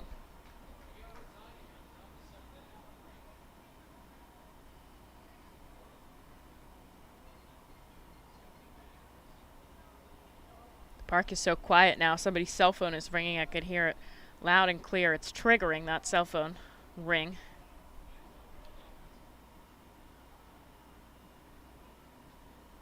Down 0-2. Haskin, who called time, steps back in the righty batter's box.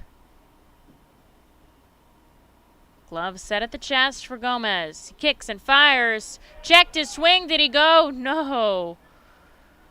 Good slider down and away to the righty batter, but he just holds up.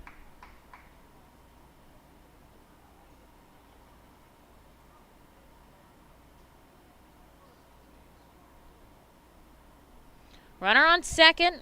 Gomez is going to take a moment to grab the rosin bag, take a deep breath. The go-ahead run in scoring position, but he's got out number 3 on the line here with a 1-2 count to Hudson Haskin. Akami pretty much in control of the right side of the infield. Here's the pitch. Another breaking ball, but he doesn't go. He wants to, though, but he doesn't. And the count 2-2. The umpire is going to request more baseballs here.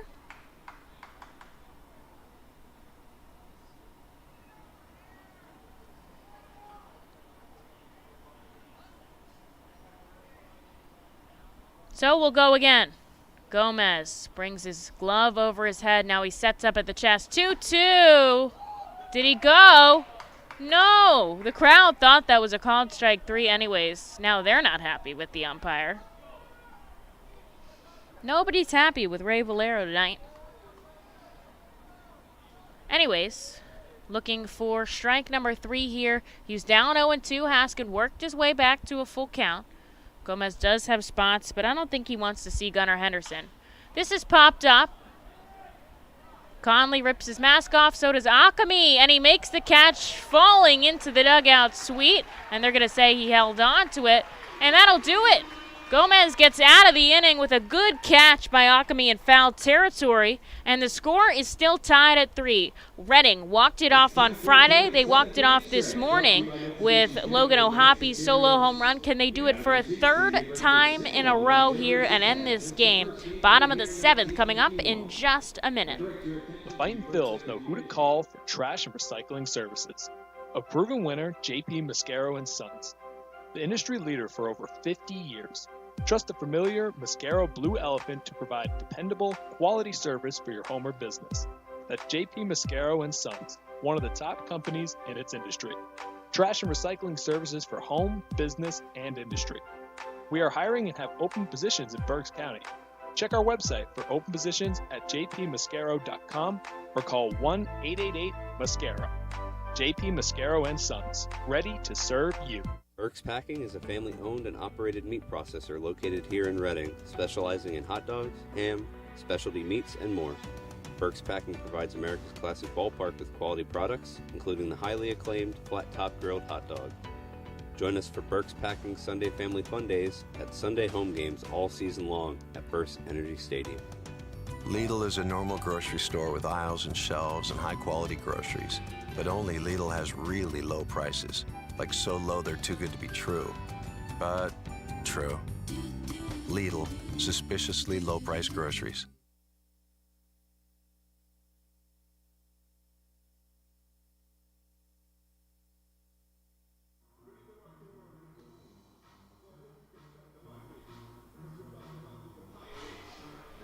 All right, fans, we walked it off on Friday in 11 innings. We walked it off in game number 1 of the doubleheader in the bottom of the 7th inning, Logan Ohapi with a solo home run. The score is tied 3-3, Bowie Reading, and here we are in the bottom of the 7th, as it'll be Corridor, Ohapi, and Akami, the heart of Reading's order, as he takes a first pitch strike.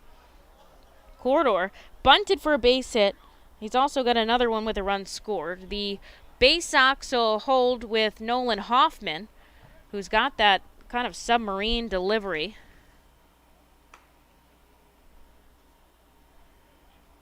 And he fouls it back for strike 2. Are the baseball gods this generous? That's what I have to find out. Can we do it? The team has it in them. They do. Personally, I think we all like it right here in the 7th, but if it doesn't be the 7th, we'll just keep tracking. 1 ball, 2 strikes to Corridor. Just got to keep the line moving. Got to get someone on. And he takes ball 2 outside. Of course, one person could end it. Logan O'Hoppe did in game number 1. We've had a couple of walk-offs this season already. Reading has had 3 of them here. 2 of them. 2 of them? 3 of them here at home. Because we had the 2 this series and then 1 in the first series. That was Wendell Rijo against Somerset. Corridor has worked his way back from an 0-2 count now, and it's full. He's got a lot of space up the middle. They have quite a shift on him. Oh, and he strikes out swinging. What a good attempt by Aldrum Corridor. Just behind the pitch for out number 1. Here's Logan O'Hoppe. He did it once before. Do we think he can do it again? That'd be crazy. I don't even know if the game notes have anything like that. Like, I have everything in my game notes, but that would be nuts. So he steps in the righty batter's box, and he takes a first pitch called strike.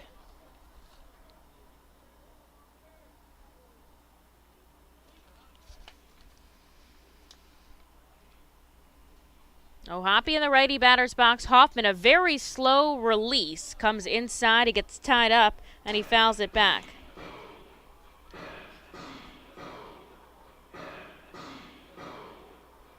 I know I have something about pitchers in a doubleheader, but I don't know if I have anything with hitters in a doubleheader. I need Command F this paper in front of me. 0-2 the count here to Logan O'Hoppe. Hoffman, a very slow kick, and he gets a little piece of it to stay alive.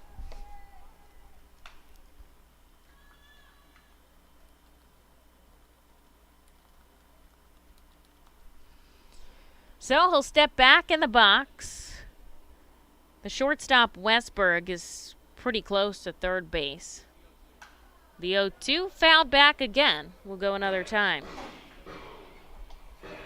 The umpire is going to get some more balls from the bat boy with all these foul balls back. It's been crazy this game. Maybe it's like this every game and I just don't notice. I know they use like so many balls, but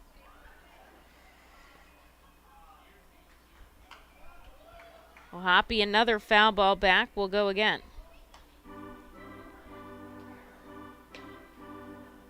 So, yeah, so I have pitching stuff. I have saved both games of a doubleheader. That was Chris Key in 07.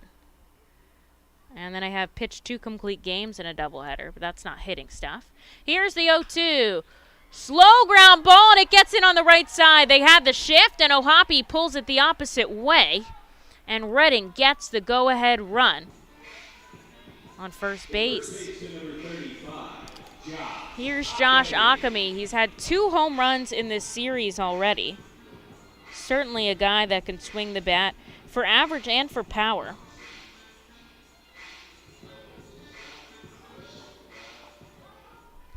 His parents in the crowd tonight as he steps in the lefty batter's box. Reading has Braden Zarbniski in case we need to see the 8th, but I think we're going to get it done here and now. I'm going to speak that into existence as Akami holds up on a ball upstairs.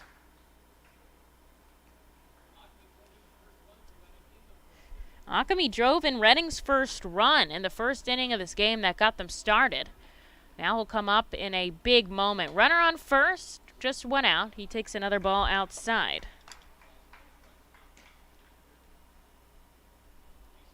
On deck is Jack Conley. O'Hoppe shuffles off first. Pretty good speed for a catcher. Good one to have up there. And Josh takes ball 3 inside.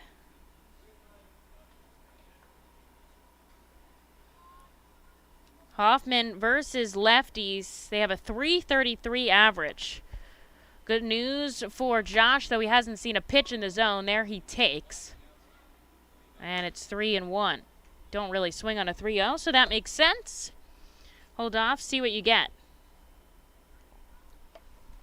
Ohapi on first, 1 out on the board. We are tied at 3 apiece here, bottom of the 7th. Josh thought he had ball 4.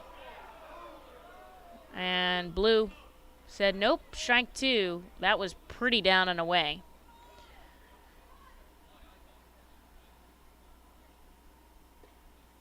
Three balls, 2 strikes. And now he'll take ball 4. What? They said he touched it with his bat? He didn't even swing. Sean's going to come down and argue here. I didn't even see a swing. I guess they're saying he foul tipped it with his bat into the glove.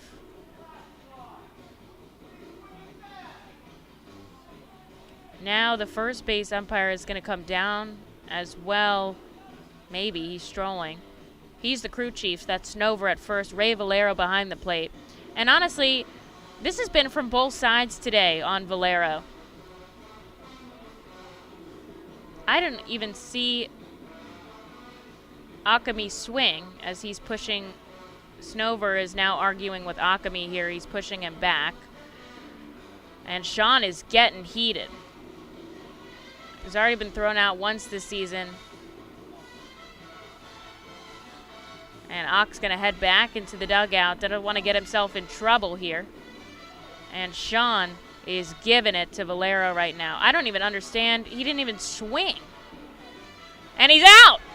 Sean kicks the dirt and points at the plate. And they've just ejected the manager from this game. That's his second ejection of the season. Both of them have been here at home.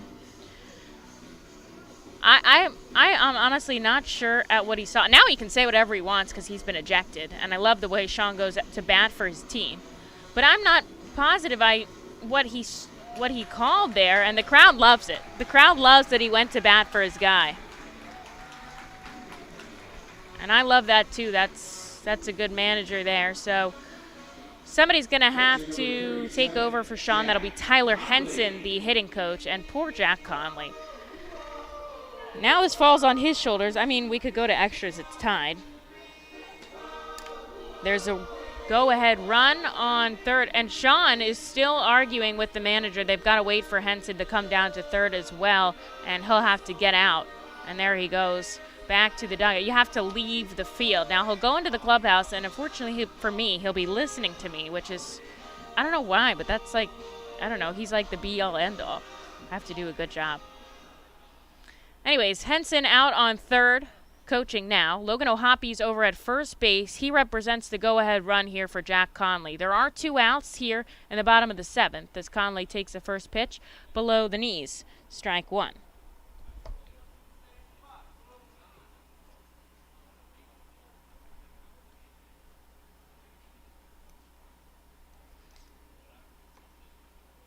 Jack connects up the middle. He'll keep this game alive with the base hit. He puts Logan Ohapi in scoring position here for Fraylin Mignetti.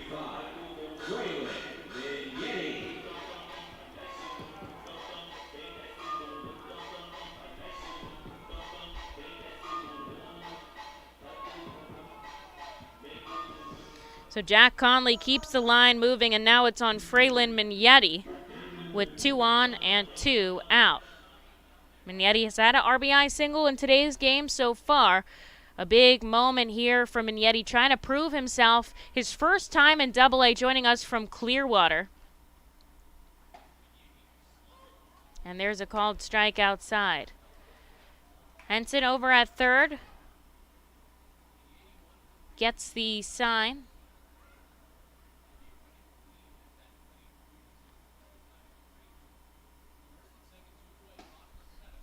One outside, he holds off. First and second, 2 away, bottom of the 7th inning. Tied at 3 apiece. There are some real diehard fans in the crowd now, and we appreciate that.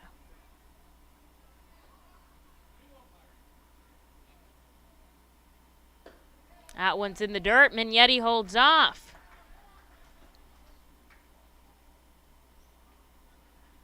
Two balls, 1 strike.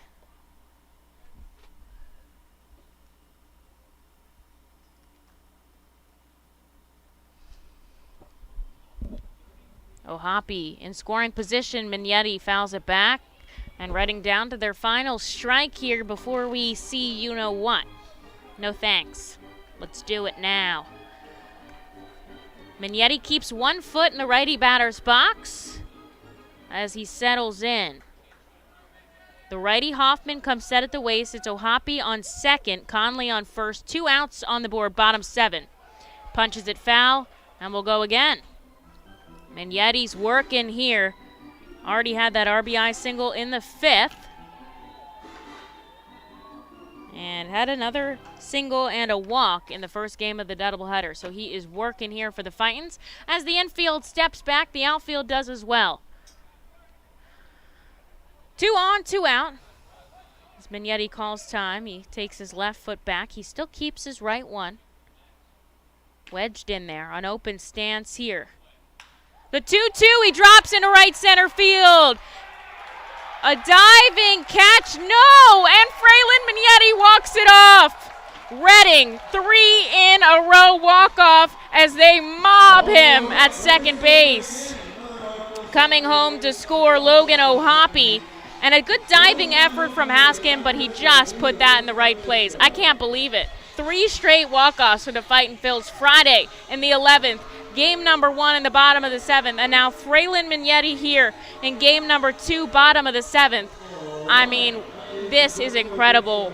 Reading getting the job done in front of the hometown crowd here.